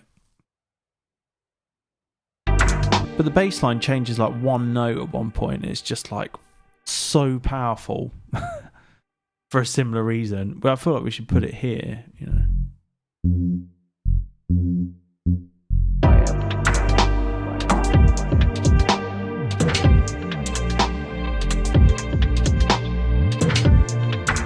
Probably add some more as well, you know.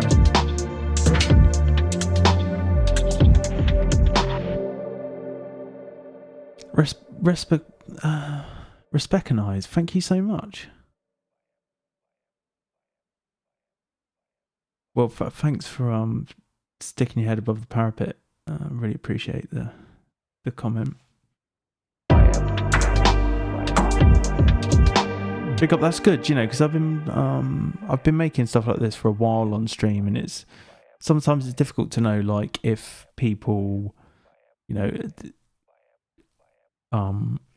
people might have found my vids through the aim and break or something, and then I'm suddenly making like half down tempo stuff, but so that's really nice to hear. But I think it's a variety. Hopefully the variety is the thing that's interesting.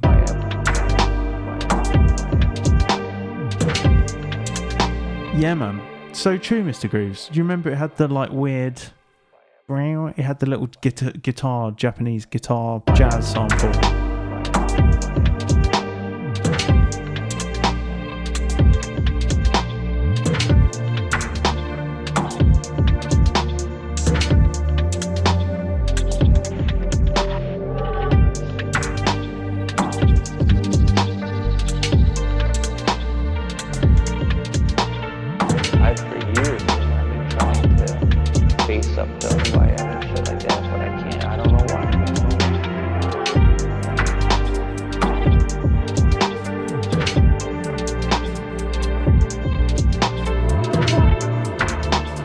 Mr. Grooves, I've got a couple, I think, that are like that. They might be buried a bit, but there are definitely playlists for like some of my earlier, maybe the stuff on Ghost Snares from a couple of years ago, 3 years ago or so. Or Renegade. Did I not do one with Renegade where I playlisted all the streams?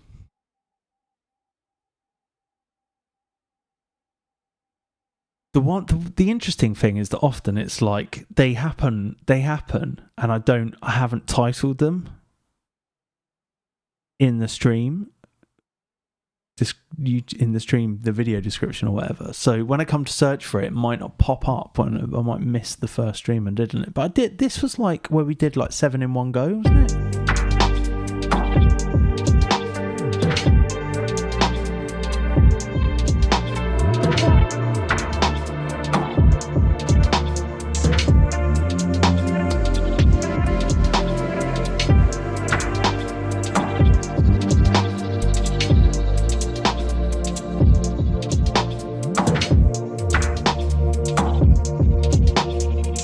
For years, man, I've been trying to face up to. That's a good point. I hadn't thought of that. But I can't. I don't know why, man. It's like I know where I want to be and what I want to do. So I don't know how I'm gonna come out of all of this stuff.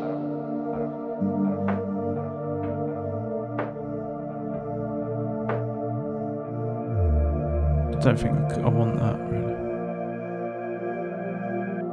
How I'm gonna come out of all of this stuff.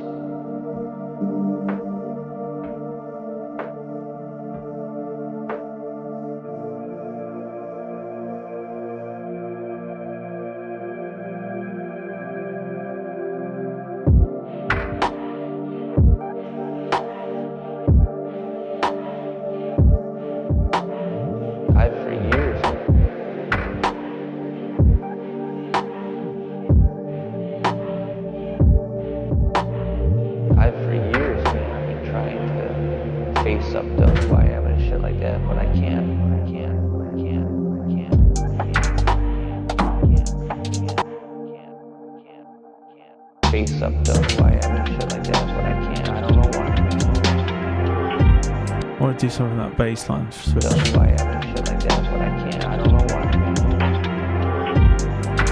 Why I haven't shit like that, but I can't. I don't know why.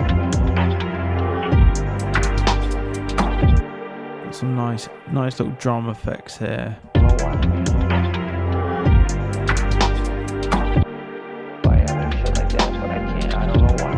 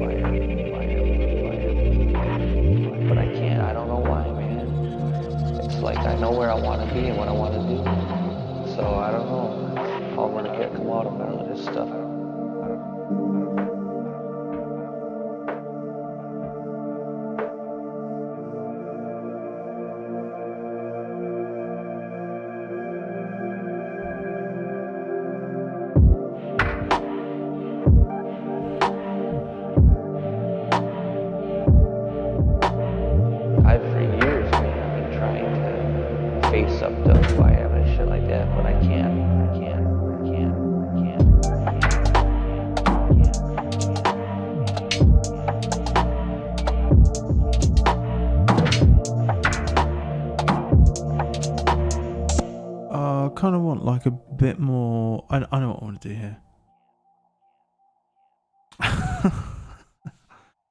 That's such a good idea. I should look back through, shouldn't I? That I can see if there was a splurge on that, if there was a stream on that day, that I definitely started the tune then.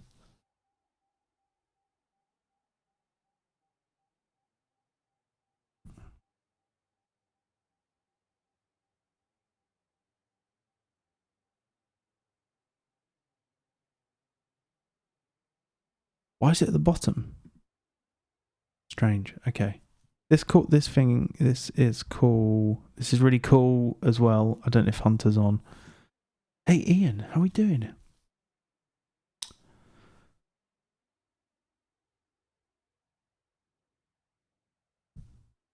Right, I saw a bit of a teaser thing on your Instagram, Ian, for something new. And I think you're in France as well. It's not this thing, is it? What does that do? Harmonic. That's pretty cool.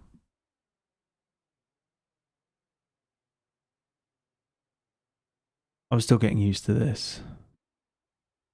So I want it synced. Probably. I could probably do time, couldn't I? Maybe give it a bit more. No, I want this. I like things tight. Which do. Right, how does it go, man? It's the shape. Oh goodness, it's like that, isn't it? And we invert it. That's pretty nice, like side chaining sound. Yeah, Hunter, you this is one plugin I really like that's been updated. That's like such a good update from its predecessor. With this new tremolo section, the fact you can switch between tremolo and you can adjust like the kind of curve, it's really cool.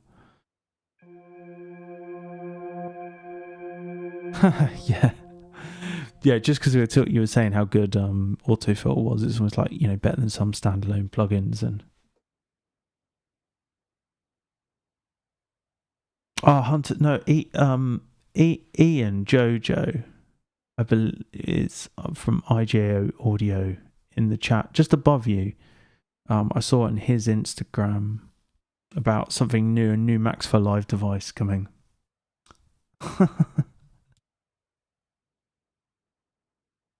Je suis désolé.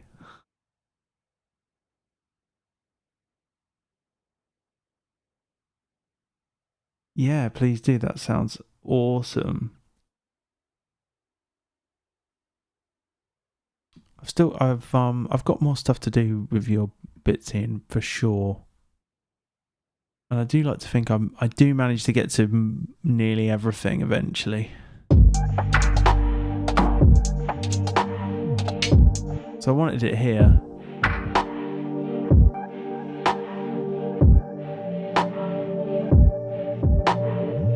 For years, man, I've been trying to face up to. Look at this graphic. But I can't.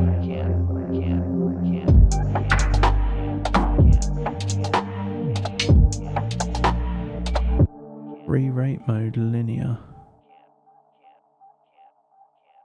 Just like that.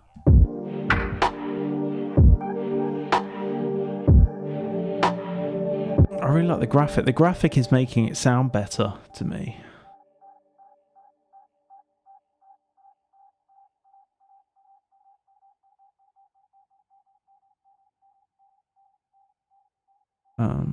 The panning's pretty cool, and you can do. Can you do? It looks a lot like the pan man from Soundtoys.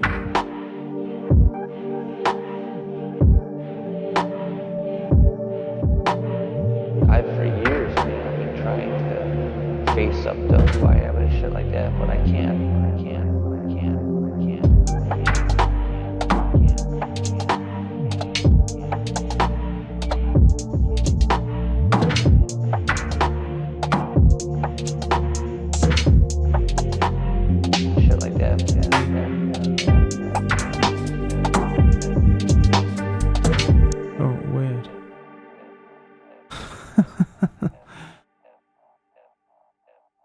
It is. It's like but don't you think the view is making it sound better to me? Which is nonsense, I know, but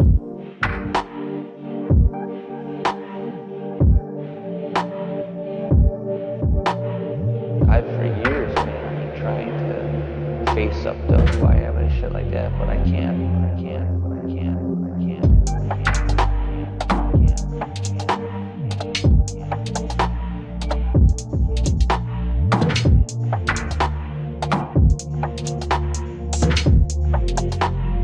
Shit like that.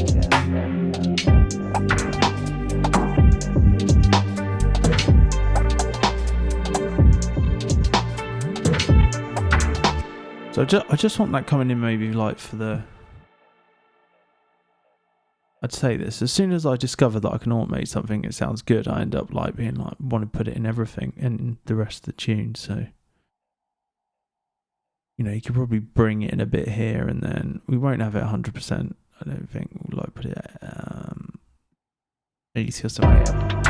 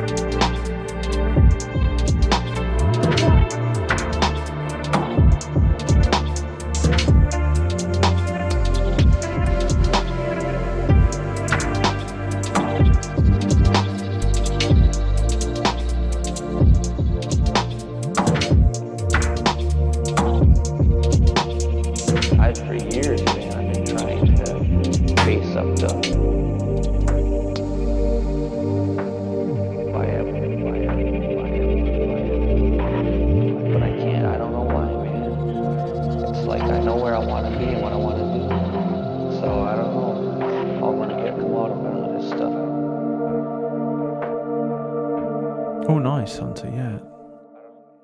What are you going for?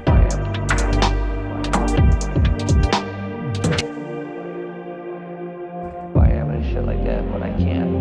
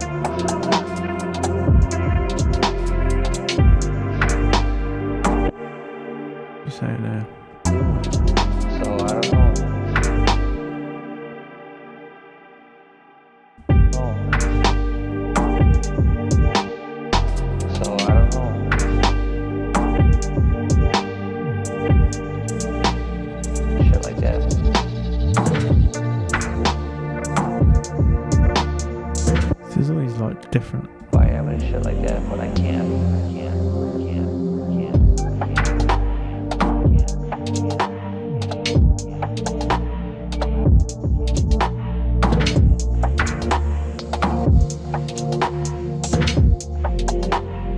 Shit like that.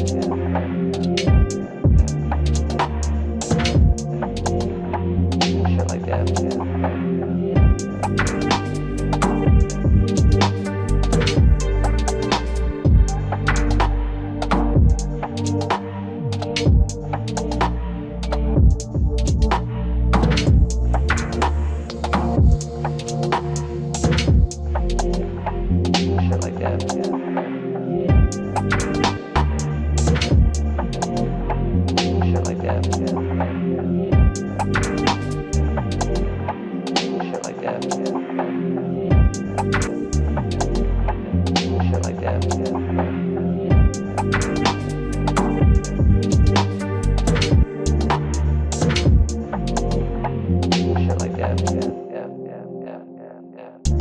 Bit silly that. Shit like that.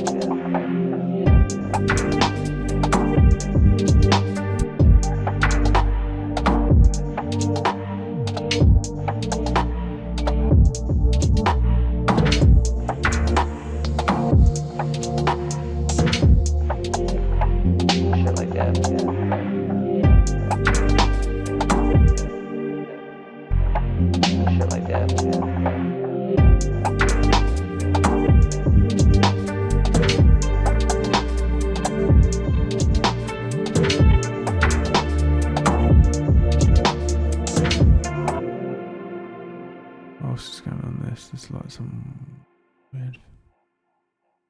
All these little bits.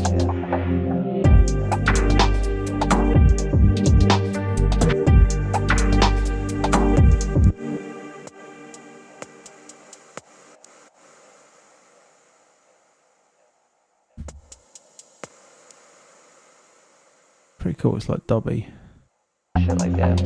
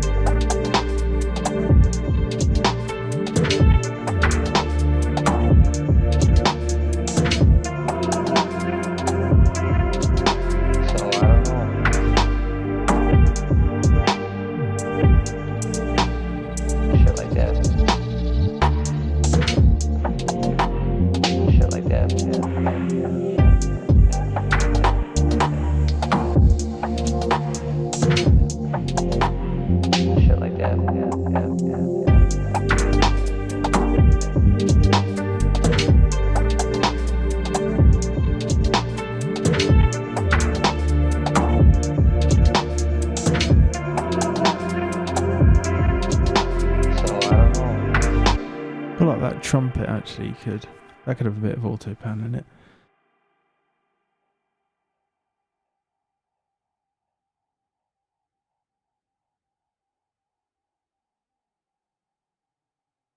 I have a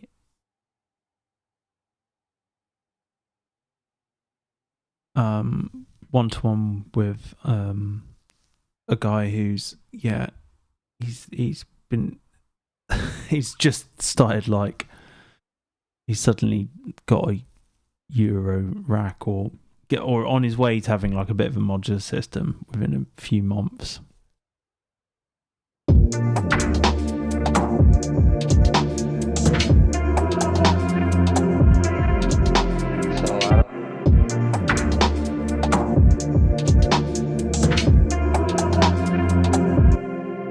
You can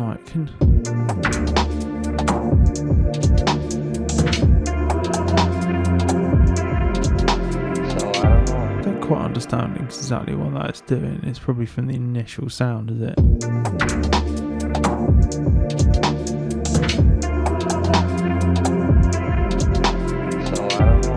I mean, it'd be great to be able to like modulate that within the device.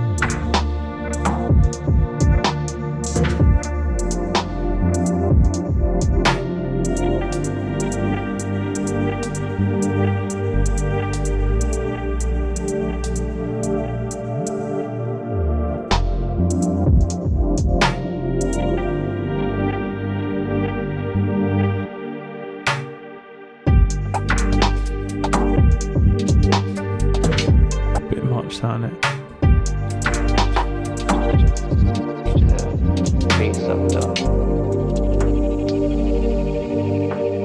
by but I can't. I don't know why, man. It's like I know where I want to be and what I want to do.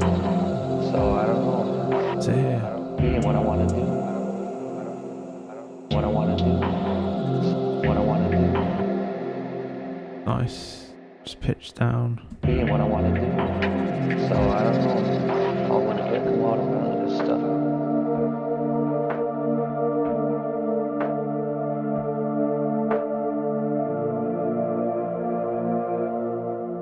Ian, that should be fun.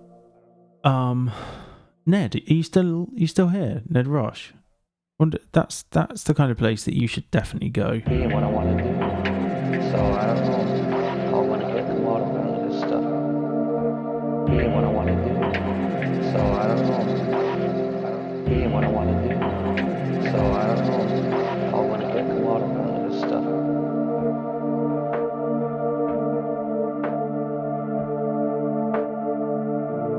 Be what I want to do. So I don't know.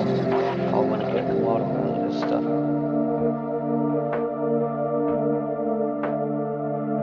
Be what I want to do. So I don't know. I want to get come out of none of this stuff.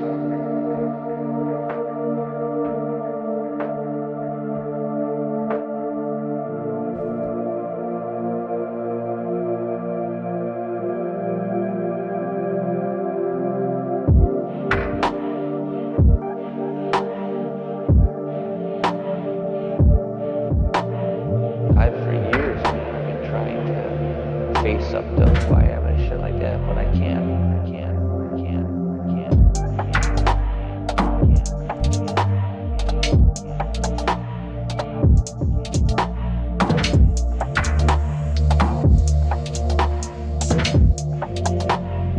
Shit like that, yeah.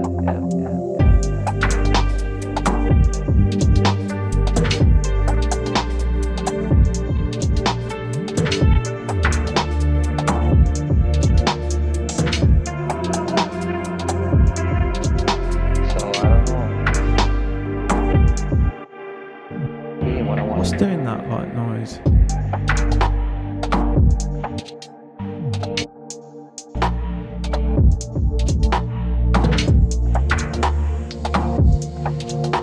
That's too much.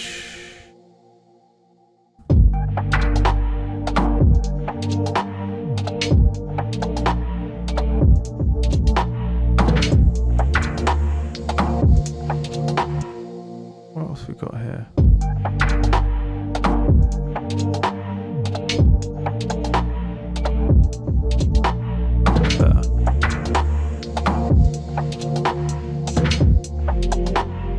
Shit like that, yeah.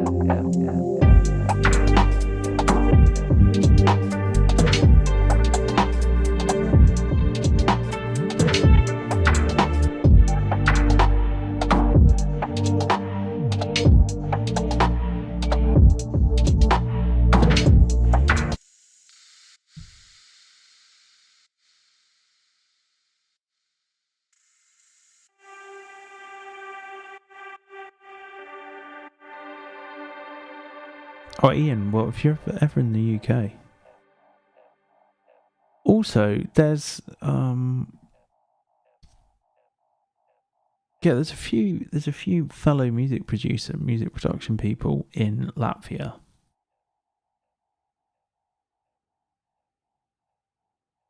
That I know of.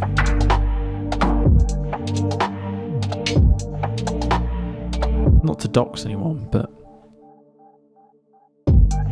so it's equally cold, is it, Ian? From Canada and then to Latvia.